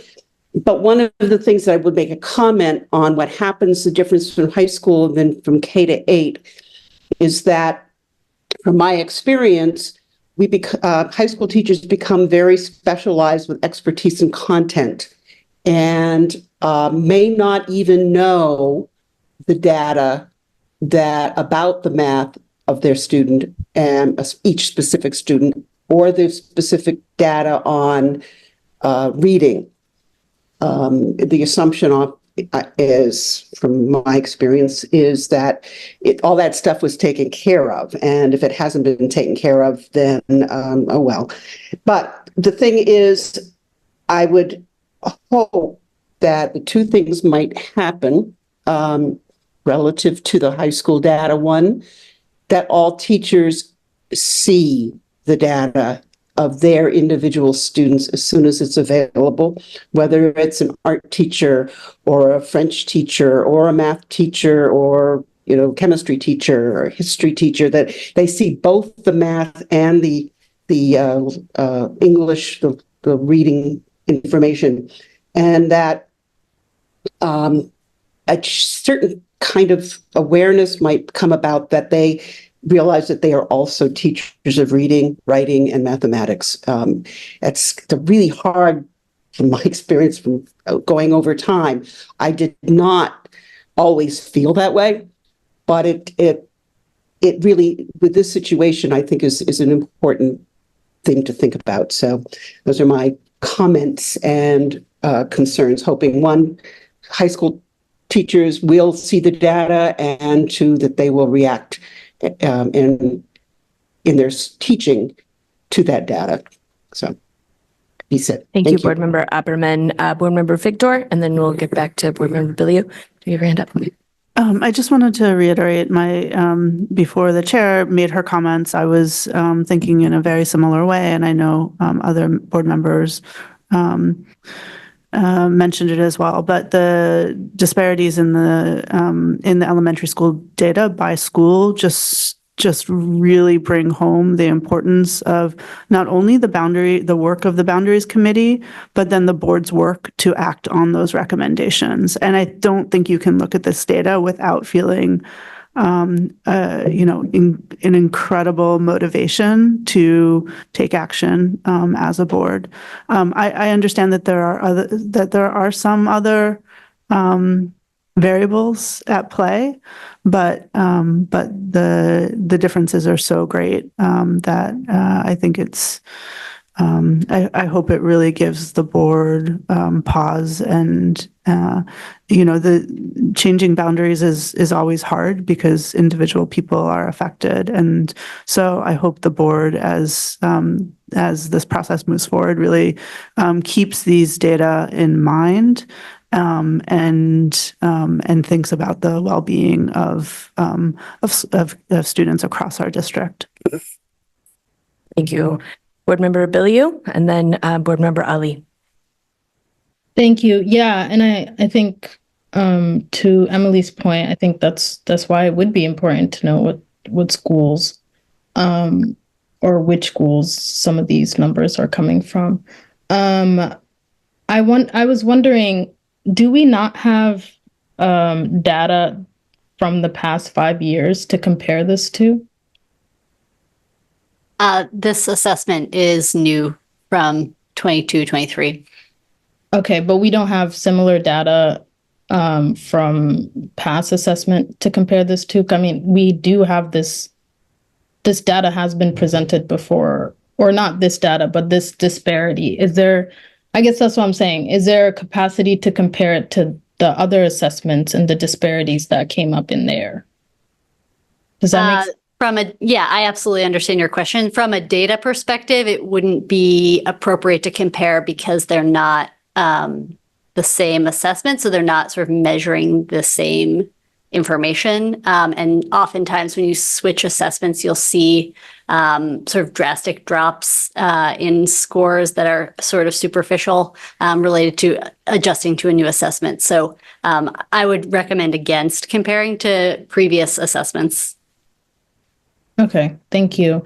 And I'm wondering, I think Member Grant might have asked about this of assessing the difficulties. Has there been just any, I guess maybe student evaluation of the difficulties of this assessment? Does that make sense? I don't know if there have been assessments of difficulty. I guess the assessment is developed by a team of assessment experts, including psychometricians and content experts, and they align it to the Common Core standards. So I'm not sure sort of how difficulty compares to previous assessments, but it does align to the state standards. Okay. And then I think this might be a data question. I'm wondering, is there a way to also differentiate, especially for the multilingual, when folks come into the school system, because that could also determine why there is a disparity. So for instance, if a new Mainer comes this year or if a new Mainer comes when they're in middle school versus high school. Yeah, technically, yes, we could do that. The results are, we could disaggregate both by the multilingual level that the student is sort of placed at, as well as using enrollment data. But that's where I think the PowerSchool platform is going to help us do that type of analyses. Okay, thank you. Those are my questions. Thank you, Board Member Abilio, and Board Member Ali is going to come in with the last question. Thank you. I just want to understand and clarify the assessment. You said it depends if the student is present who's taking the assessment that day. I just want to understand the method basically, and how do we ensure that we have a good sample size so that it's like representative of the students' like race or socioeconomic status, if that makes sense? I understand your question. I may not be able to speak to the logistics of what happens in the individual school level. There are notifications issued to families. There's one going out this week to let them know about the assessment calendar. The state expects that we have at least a 95% participation rate in our assessments. And so I know that each school has an assessment coordinator who's sort of tasked with trying to ensure fidelity of implementation. But I haven't been here long enough to speak to the logistics of what that looks like on the ground. I can speak from a parent perspective, which is if kids aren't there for on the day of testing, the schools are very much on top of getting that, of making up the test on a different day, so that the schools work very, very hard to have all the kids complete the assessments. Thank you. Beautiful. All right. Other people have other questions, feel free to email Haley directly. Yeah, we're going to thank you so much for that presentation. Thanks. Okay, so I'm going to move us on to old business now, which we have a batch of policies that have already been through committee. We had a first read last time, and you'll notice that one of the policies, BED, got moved back to a first read, and I'll address that when we get there. But we're going to start with the consideration and action to approve proposed changes to policy BEC-C, employment of relatives. Do I have a motion for this? Thank you, Board Member Ali. Is there a second? Thank you, Board Member Noor. Are there any questions from the board? Any public comment? Just get up the right Zoom window. Any general discussion from the board on this motion? Okay, then by roll call vote, please indicate whether you are in favor of the consideration and action to approve proposed changes to policy BEC-C, the employment of relatives. Dr. Warren, will you please call the roll? Member Ali? Yes. Member Bilyeu? Yes. Vice Chair Bondo? Yes. Member Bryden? Yes. Member Figdor? Yes. Member Grant? Yes. Member Noor? Yes. Member Opperman? Yes. Student Representative Hayden? Yes. Student Representative Kantiba? Is absent. Student Representative Knight? Still absent. Student Representative McDonald? Yes. Student Representative Rosado? Student Representative Kunku? Absent. And Chair Lentz? Yes, so the motion passes with students voting with the majority. Up next, we have the consideration and action to approve proposed changes to BCB, Board Member Conflict of Interest. Do I have a motion for the consideration and action to approve proposed changes to BCB? Thank you, Board Member Noor. Is there a second? Board Member Figdor. Any questions from the board? Any public comment? I'm going to close public comment. Any general discussion from the board? Then by roll call vote, please indicate whether you are in favor of the consideration and action to approve proposed changes to BCB, Board Member Conflict of Interest. Dr. Warren, will you please call the roll? Member Ali? Yes. Member Bilyeu? Yes. Vice Chair Bondo? Yes. Member Bryden? Yes. Member Figdor? Yes. Member Grant? Yes. Member Noor? Yes. Member Opperman? Yes. Student Representative Hayden? Yes. Student Representative McDonald? Yes. And Chair Lentz? Yes, so the motion passes with the students voting with the majority. Up next, we have the consideration and action to approve proposed changes to policy BEC, executive sessions, and corresponding policy BEC-E, executive session law. Do I have a motion for these changes to policy BEC and BEC-E? Thank you, Vice Chair Bondo. Is there a second? Thank you, Board Member Bryden. Are any questions from the board? Okay, any public comment? I'm going to close public comment. Any general discussion from the board?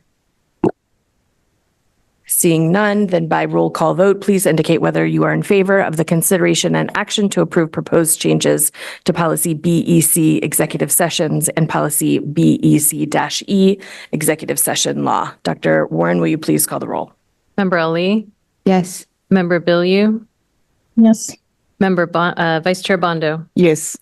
Member Bryden? Yes. Member Figdor? Yes. Member Grant? Yes. Member Noor? Yes. Member Opperman? Yes. Student Representative Hayden? Yes. Student Representative McDonald? Yes. Chair Lentz? Yes, so the motion passes with students voting with the majority.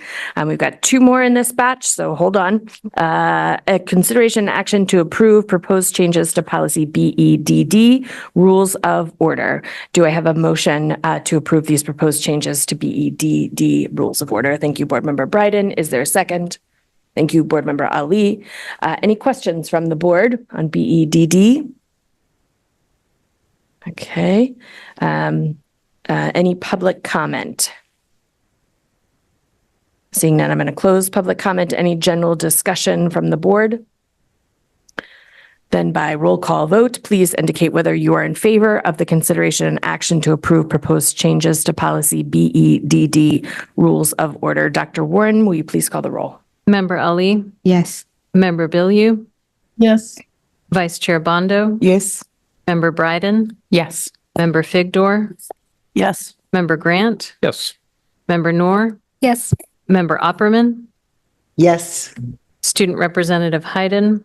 Yes. Student Representative McDonald? Yes. Chair Lentz? Yes, so the motion passes with the students voting with the majority. And finally, we have the consideration and action to approve proposed changes to policy BHE, school committee use of electronic email. Do I have a motion for the consideration and action to approve proposed changes to policy BHE, school committee use of electronic email? Thank you, Board Member Bryden. Is there a second? Thank you, Board Member Noor. Are there any questions from the board? Okay, is there any public comment? Okay, seeing none, is there any discussion from the board? One point that I'm just realizing, do we change the title of the policy itself to not be a school committee? Okay, thank you. Never mind. My discussion is null and void. The title of the policy is different than what's in the vote, just to be clear for everybody about what they're voting on. Any other discussion from the board? Okay, seeing none, then by roll call vote, please indicate whether you are in favor of the consideration action to approve proposed changes to policy BHE, school committee use of electronic email. That is actually not the name of the policy anymore. Dr. Rowan, will you please call the roll? Member Ali? Yes. Member Bilyeu? Yes. Vice Chair Bondo? Yes. Member Bryden? Yes. Member Figdor? Yes. Member Grant? Yes. Member Noor? Yes. Member Opperman? Yes. Student Representative Hayden? Yes. Student Representative McDonald? Yes. Chair Lentz? Yes, so the motion passes with the students voting with the majority. Up next, we have new business, which is the first read of proposed changes to policy BED, remote participation in board meetings. I'm going to go ahead and speak to this piece of business. You'll remember in the last meeting that Board Member Figdor had mentioned that she thought that we had already passed this policy several years ago. In the first level of research that staff and myself had done, we didn't find it. It hadn't been made its way into the board book, but it was actually passed in August of 2021. I think that was about the time we were coming back into school for COVID, and things probably just got lost in the shuffle. So I decided to bring this back to a first read. I know that Board Member Bryden was going to work on some amendments based on the other policy language, but I would like to make the recommendation that if you're up for it, that you could make amendments on this policy language since it's already been passed. But we can consider this like workshop time. So if there is anything else that people wanted to bring up about this policy language, now would be the time. Yeah, Board Member Bryden, go ahead. Thank you, Chair. So this ties back with the things I alluded to last time. The only things that I noticed in paragraph 2, it says illness or other physical condition or temporary absence from the area governed by the board that causes a board member to face significant difficulties traveling. So the two thoughts in my head are whether illness would incorporate or include potentially being contagious. So sometimes, you're like, I can totally like go to that meeting, but I might be spreading germs. So, the ability to participate remotely in a situation like that when you're not actually symptomatic. And the other thing I would suggest that we maybe consider would be or other circumstance. So the reason why I say that is temporary absence from the area governed by the board, to me, means you'd have to be outside of Portland. But if you are in Portland, but you have a transportation difficulty, that I would think would fall within the spirit of what we're trying to do. So potentially the inclusion of the phrase or other circumstance. So, yeah, I would welcome those amendments. Yeah. Any other thoughts from the board? Yes, go ahead, Board Member Victor. I just think that it's worth, thank you, Chair, that it's worth kind of reiterating the value of, that we're trying to pursue here, because adding or other circumstance is super broad. So, excuse my word, super, it's been a long day, but it's very broad. And so that extends to any circumstance. So is that the board's intention, or do we want it right now? Illness or other physical condition, I think, would include that you have a sickness that could be transferred to others. The temporary absence from Portland is clear. There are ways to broaden this that don't open it up to anything. So I would just encourage the board to be specific if that's what we're intending, or if we want to just open it up to participate remotely or in person, then I think the other circumstance language is appropriate. Other thoughts from the board? Let me just double check Zoom here. Yes, Board Member Bilio, go ahead. I just wanted to echo what Member Bryden said about creating, or just, I guess, being a little bit loose on just what folks are able to claim or what folks are able to state, because I think what we should be working towards as most accessibility as we can provide. And I think creating space for people, especially who, I've been one of those people where I don't have a car, and getting there has been hard for the past 2 years. And it's not always like the most comfortable thing to ask somebody to give you a ride every single time you have a meeting. So creating space for people to define for themselves how they're able to show up here is accessible. And I think if we're talking about accessibility and equity, we have to always create that space as well, or mimic those things that we would like. And I think everybody's capacity to show up is different. So restricting us to a specific way, I think, is not accessible. Thank you, Board Member Bilio. Are there other thoughts that would like to be shared right now? I will say, I'm not sure if you were able to watch the recording of last week's meeting, but it did feel like that there was consensus around the board of being in person, being incredibly important for both communication and connection amongst the board. And so, I think when I left last week's meeting, I was thinking that we were going to go towards a more limited window of reasons that you wouldn't be in person. So that's kind of where I am here. I would love to hear other board members who have not spoken about where you think we should land on this. Yeah, go ahead. I think I agree. Sorry. Thank you. I think I agree with our board member Bill you said. Also, circumstance can include days when you just don't feel like being in public and you would rather be in your home and participate that way. Also, I'm not comfortable with stating your reason to the chair. Sometimes the private things happen and I do not want to share.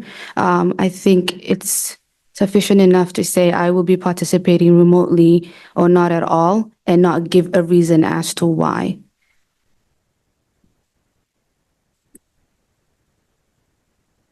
Other thoughts here? Board Member Grant, Vice Chair Bondo.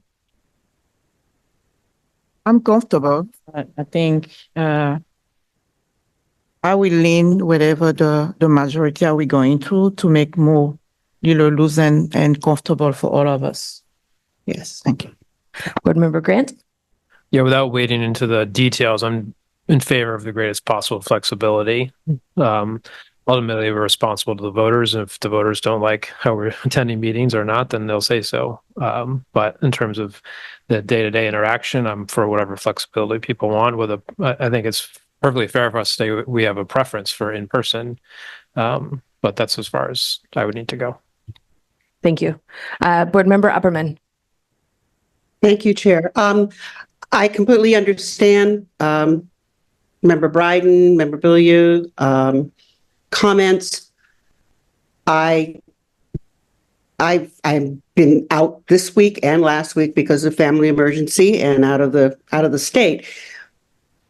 I feel, however, I am missing the nuances of how people are reacting.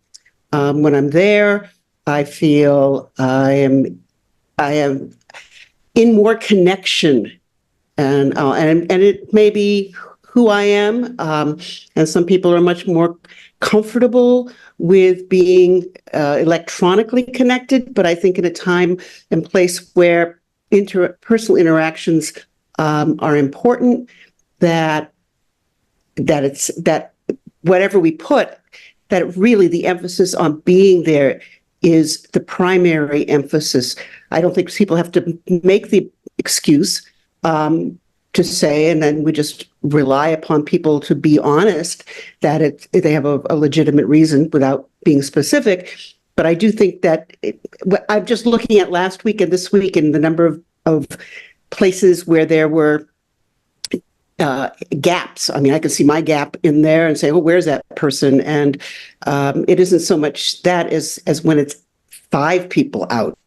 And at that point, should we even convene, sort of thing, in that respect. So I think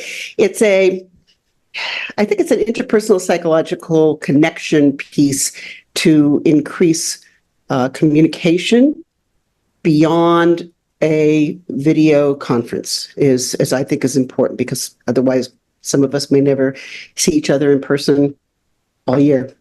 So that's my 2 cents. Thank you, Board Member Upperman. Board Member Bryden, go ahead. Thank you, Chair.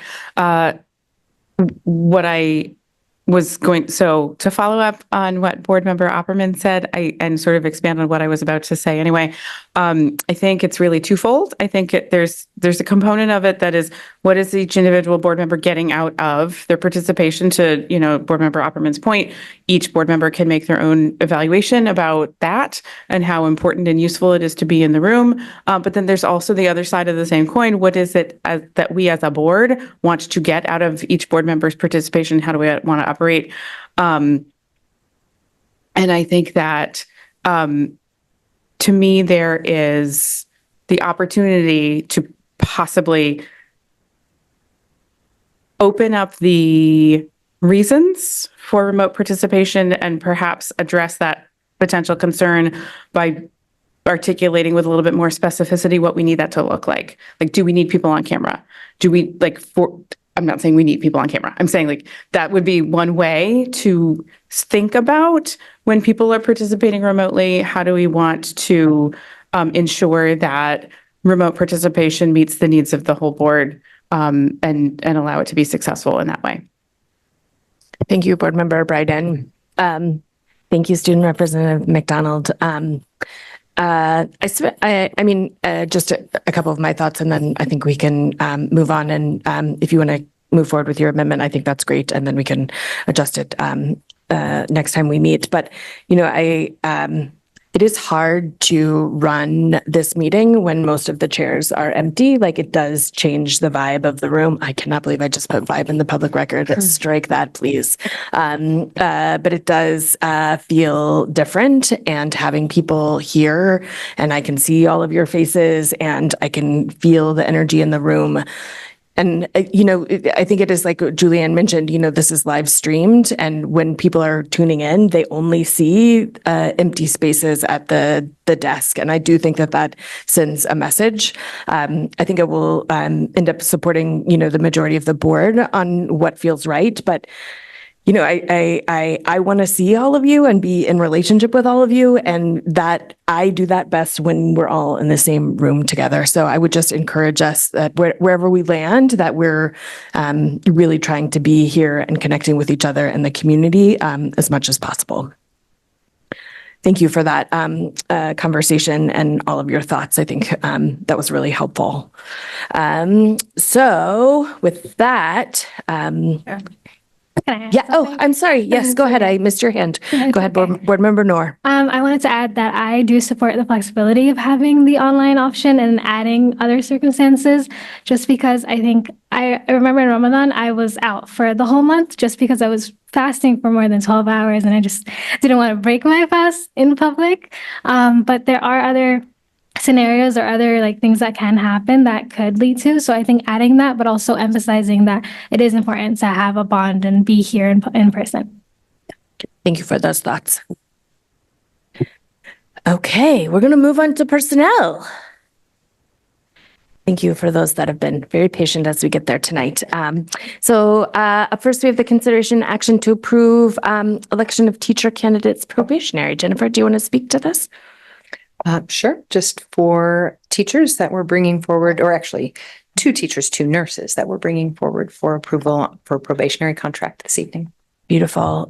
So do I have a motion to approve these personnel items listed, election of teacher candidates probationary? Thank you, Board Member Bryden. Is there a second? Thank you, Board Member Noor. We don't take public comment on personnel items. Any questions from the board? Okay, then by roll call vote, please indicate whether you are in favor of the election of teacher candidates probationary.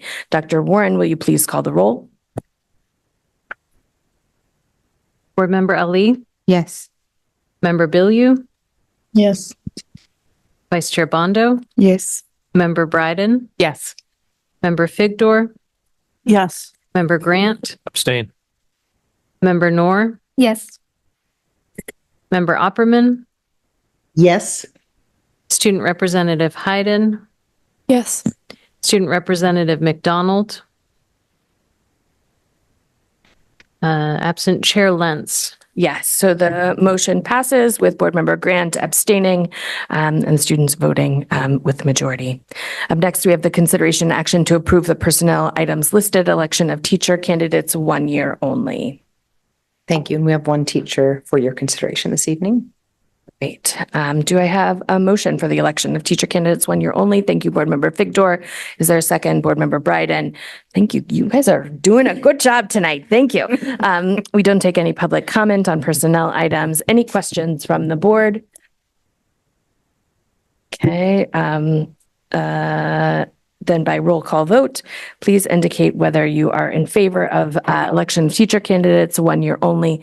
Dr. Warren, will you please call the roll? Member Ali? Yes. Member Bilyeu? Yes. Vice Chair Bondo? Yes. Member Bryden? Yes. Member Figdor? Yes. Member Grant? Abstain. Member Noor? Yes. Member Opperman? Yes.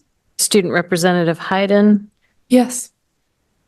Student Representative McDonald has gone. Is that clear? Okay. Chair Lentz. Yes, so the motion passes with Board Member Grant abstaining and the student voting with the majority. Up next, we have consideration and action to approve school administrators. Thank you. And so I will read through this little blurb, if I may, because we do have Ms. Hersom here with us today, along with Abby Yamamoto, who is the Director for Portland Adult Education. So we are pleased to bring forward for your consideration Ms. Kate Hersom. Ms. Hersom holds a master's degree from Cambridge College and a bachelor's degree from University of Southern Maine. She began her career in education in 1994 when she worked for Boston Public Schools. She then came to work in Portland Public Schools as a teacher for the 1999-2000 school year. Ms. Hersom moved into administration for PPS, serving as an assistant principal for Portland High School. She has also served in site and district level administrative positions for Lexington Public Schools in Massachusetts, MSAD 35, Westbrook, and Old Orchard. Most recently, she has served as the Elementary and Secondary School Emergency Relief Funds and Program Manager. It's a very long title for our finance department in PPS. And so I'd like to ask both Ms. Abby Yamamoto to come up in case she has anything she'd like to add, as well as Ms. Hersom, Ms. Kate Hersom, in case because I know you'd like to maybe ask her some questions and welcome her into her new role with us. Thank you very much. It's a pleasure to be here and to be able to welcome Kate into her new role. We are, as you know, a unique school in the district in several ways, and one of them is the heavy burden around financial and grants management, with over 20 grants a year, supporting 45% of our budget, grants and donations. And so it's particularly a privilege to have someone like Kate, who has the deep understanding of public school administration and has the human and systematic understanding side of that, as well as the deep understanding of the financial responsibilities that she'll be taking on with our administrative team at Portland Adult Education. So I'm particularly happy and grateful to the district and to the central office for supporting us in this at times difficult search, because it's very difficult to find a unicorn who knows both the administrative human side and the financial operational sides as deeply as someone would need to help lead Portland Adult Education. So I just want to say welcome to Kate, and thank you for all your support in making this search happen. Beautiful. Do you want me to do the motion and then Kate can come up? Yes, Does that and then sound okay? Then we'll make her come up. Okay, perfect. So do I have a motion for the consideration and action to approve the personnel items listed, school administrators? Thank you, Vice Chair Bondo. Is there a second? Thank you, Board Member Victor.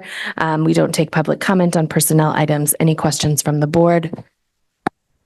Okay, then by roll call vote, please indicate whether you are in favor of personnel items, school administrators. Dr. Warren, will you please call the roll? Member Ali?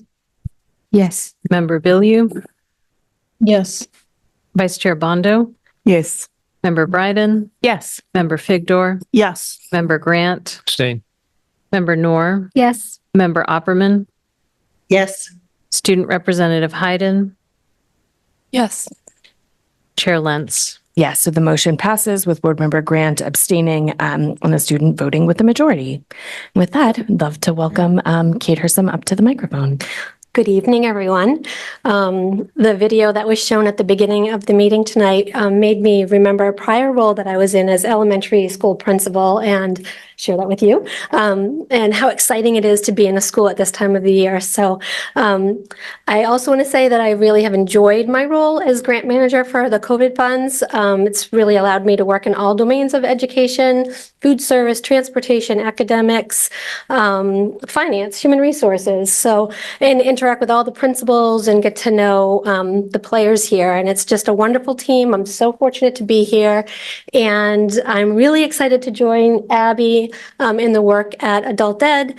I strongly believe in elevating adults. And when we do that, when we build strong adults, we build strong families. So I'm super excited to head over there at the end of this grant at the beginning of October. So thank you for approving my position. Thank you. All right. And finally, in personnel, we have the consideration action to approve the personnel items listed, the substitute rate. Thank you. So thank you for having me back again this week for this agenda item.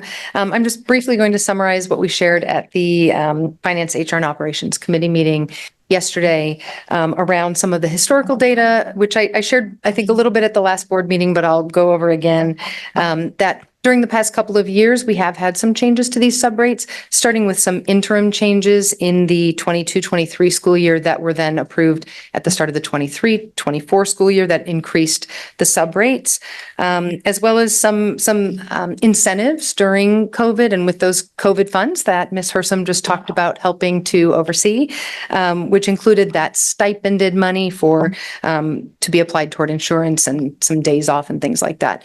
And so really our goal this year was to ensure accountability and compliance and to kind of look at those practices and how we could tighten things up to be in compliance, for example, with the Affordable Care Act, but also ensure that we were providing to our employees what we feel we should be providing, not just under the law, but because it's the right thing to do for our employees, to include having an affordable healthcare opportunity for our dedicated and long-term subs, and to ensure all of our subs understood that they were accessing earned paid leave. So we made some adjustments that we presented last time to include a couple of rate increases, some shifts of that $500 stipend to go directly toward the cost of insurance, and heard your feedback at that meeting and wanted to kind of come back with a revision on that. We did share some comps for districts yesterday. We shared some comps for surrounding districts. That's a little bit more than I think what's on the slide for the board meeting tonight, but did feel fairly confident that the rates we had before, and certainly the rates that we're putting forward tonight, are comparable and in fact higher than some of our surrounding districts and comparable cities in the state of Maine. And so our new recommendation has the rates attached or linked to different points on our salary schedules. And that was an intentional decision to have those rates attached so that we don't have to kind of do this every year. We just will know that those rates are automatically going to increase on an annual basis because they are attached to those other salary schedules. So that shift resulted in some new hourly rates. So for our less than bachelor's degree remain the same, which is aligned with our EdTech 1 Step 1. We increased the rate for teachers with substitutes with a bachelor's degree to $21.42 an hour or $149.94 a day. For certified teachers and retired teachers up to $22.50 or $157.50 a day. And those are both aligned with Step 6 and then Step 8 of the EdTech 3 pay schedule. Dedicated substitutes, we aligned with EdTech 3 Step 14 at $26.10 an hour or $182.70 a day. Nurse substitute, we moved to $29.91, which is 90% of the long-term sub rate. And the long-term sub rate, of course, is no change from last year because that's already, or from last week, because that's already aligned with our Step 1 of our teacher schedule. So those changes did provide an increase to the overall day rate for all of these. And of course, again, they're aligned with these other rates. So as those rates go, so will these. And then the other piece that we adjusted, in addition to what we shared last week, which is the $500 toward an insurance plan, which I attached in, I think last week it wasn't part of the attachment. So I wanted it to be there for you as part of the attachment this week, as well as that earned paid leave, the accrual of earned paid leave, and knowing that our long-term subs and dedicated subs from last year would start the year with those 40 hours front-loaded. We also considered our employees who worked as long-term subs and dedicated subs last year, and said that for this school year only, as a way to sort of, an understanding that this is a change and as a way to sort of move into a different place. For this school year only, we will offer a bonus of $250 a month to those employees who sat in those roles last year and returned to those roles this year. So that was the proposal that we brought forward yesterday to the the Finance, HR, and Operations Committee meeting, and I know it made it through that committee, so that was exciting. And the only other piece of information I'll share that we did share yesterday as well that had been asked was around the budget. And so Again, I think the slide ended up a little different yesterday than what's in your agenda today, but the overall numbers are the same. There's a variation of around $1 million if you look on that spreadsheet from what was budgeted and what the actuals were. And that cost is essentially that dedicated and long-term sub cost. It's been separated out for the fiscal year 25 budget as sort of its own staffing line item, which is why it looks a little different for this fiscal year. But the overall total is similar, a little bit of, or about the same as last year, sorry, for fiscal year 25 as it was for fiscal year 24. So that is what we brought forward yesterday, again, to that committee, and therefore have moved it forward to you this evening for your consideration. Perfect. So do I have a motion for the consideration action for the substitute grade? Board Member Figdor, I saw. Second, Board Member Bryden. We don't take public comment on personnel items. Are there any questions from the board on this? Board Member Figdor, go ahead. Chair, just noting that I do think that this was on the agenda last week, not as a personnel item. It was. It was. And we did allow public comment on it last week. I do believe that there are members of the public who have been with us all meeting to talk about this. So just. We did public comment on finance, not on the meeting last week. Yes. But I do think I'm happy to, because this is a different kind of personnel item, it's not about an individual. If there is somebody on Zoom or here that would like to give public comment, I'm happy to entertain that. Thank you. Thank you. Yeah. You can raise your Zoom hand if that, okay. And maybe they're just here to see the resolution of this item, which I totally appreciate. So I'm going to go ahead and close public comment. Any general discussion from the board then on this motion that's on the floor? Okay. Oh, I see a hand. I keep missing the hand that's raised. Board Member Grant. I just wanted to state out loud to everyone that I will abstain from this vote. I did raise the issue on behalf of a constituent last week, but because it is, this one's pretty attenuated to what I do, but just in the abundance of caution that I've pledged to the rest of you, I will not vote on this one, even though I did raise it. And thanks for addressing it. Yeah, Board Member Bryden. Thank you, Chair. I just wanted to very quickly express gratitude for staff for the prompt and effective resolution of the issue. I really appreciate the work that went into this updated version. Thank you. Board Member Figdor. Yes, and just to repeat what I said yesterday, I'm very grateful for this revised proposal. Really appreciate how responsive you were to the board's concerns, and that we are increasing our our wages for many of our substitutes. But even more so that we're systematizing it and not having to come back each year, but having increases tied to our ed tech contract. I really appreciate that. I told the superintendent earlier that it made my day yesterday, which was perhaps embarrassing, but I'll just leave it at that. So Jennifer, thank you so much. Beautiful. Yes, similarly. So I think our days are oddly boring. But I think this was a great example of looking at our whole universe of employees, not just a bargaining unit on its own, which is something I think the board is invested in moving forward. So just thank you all around.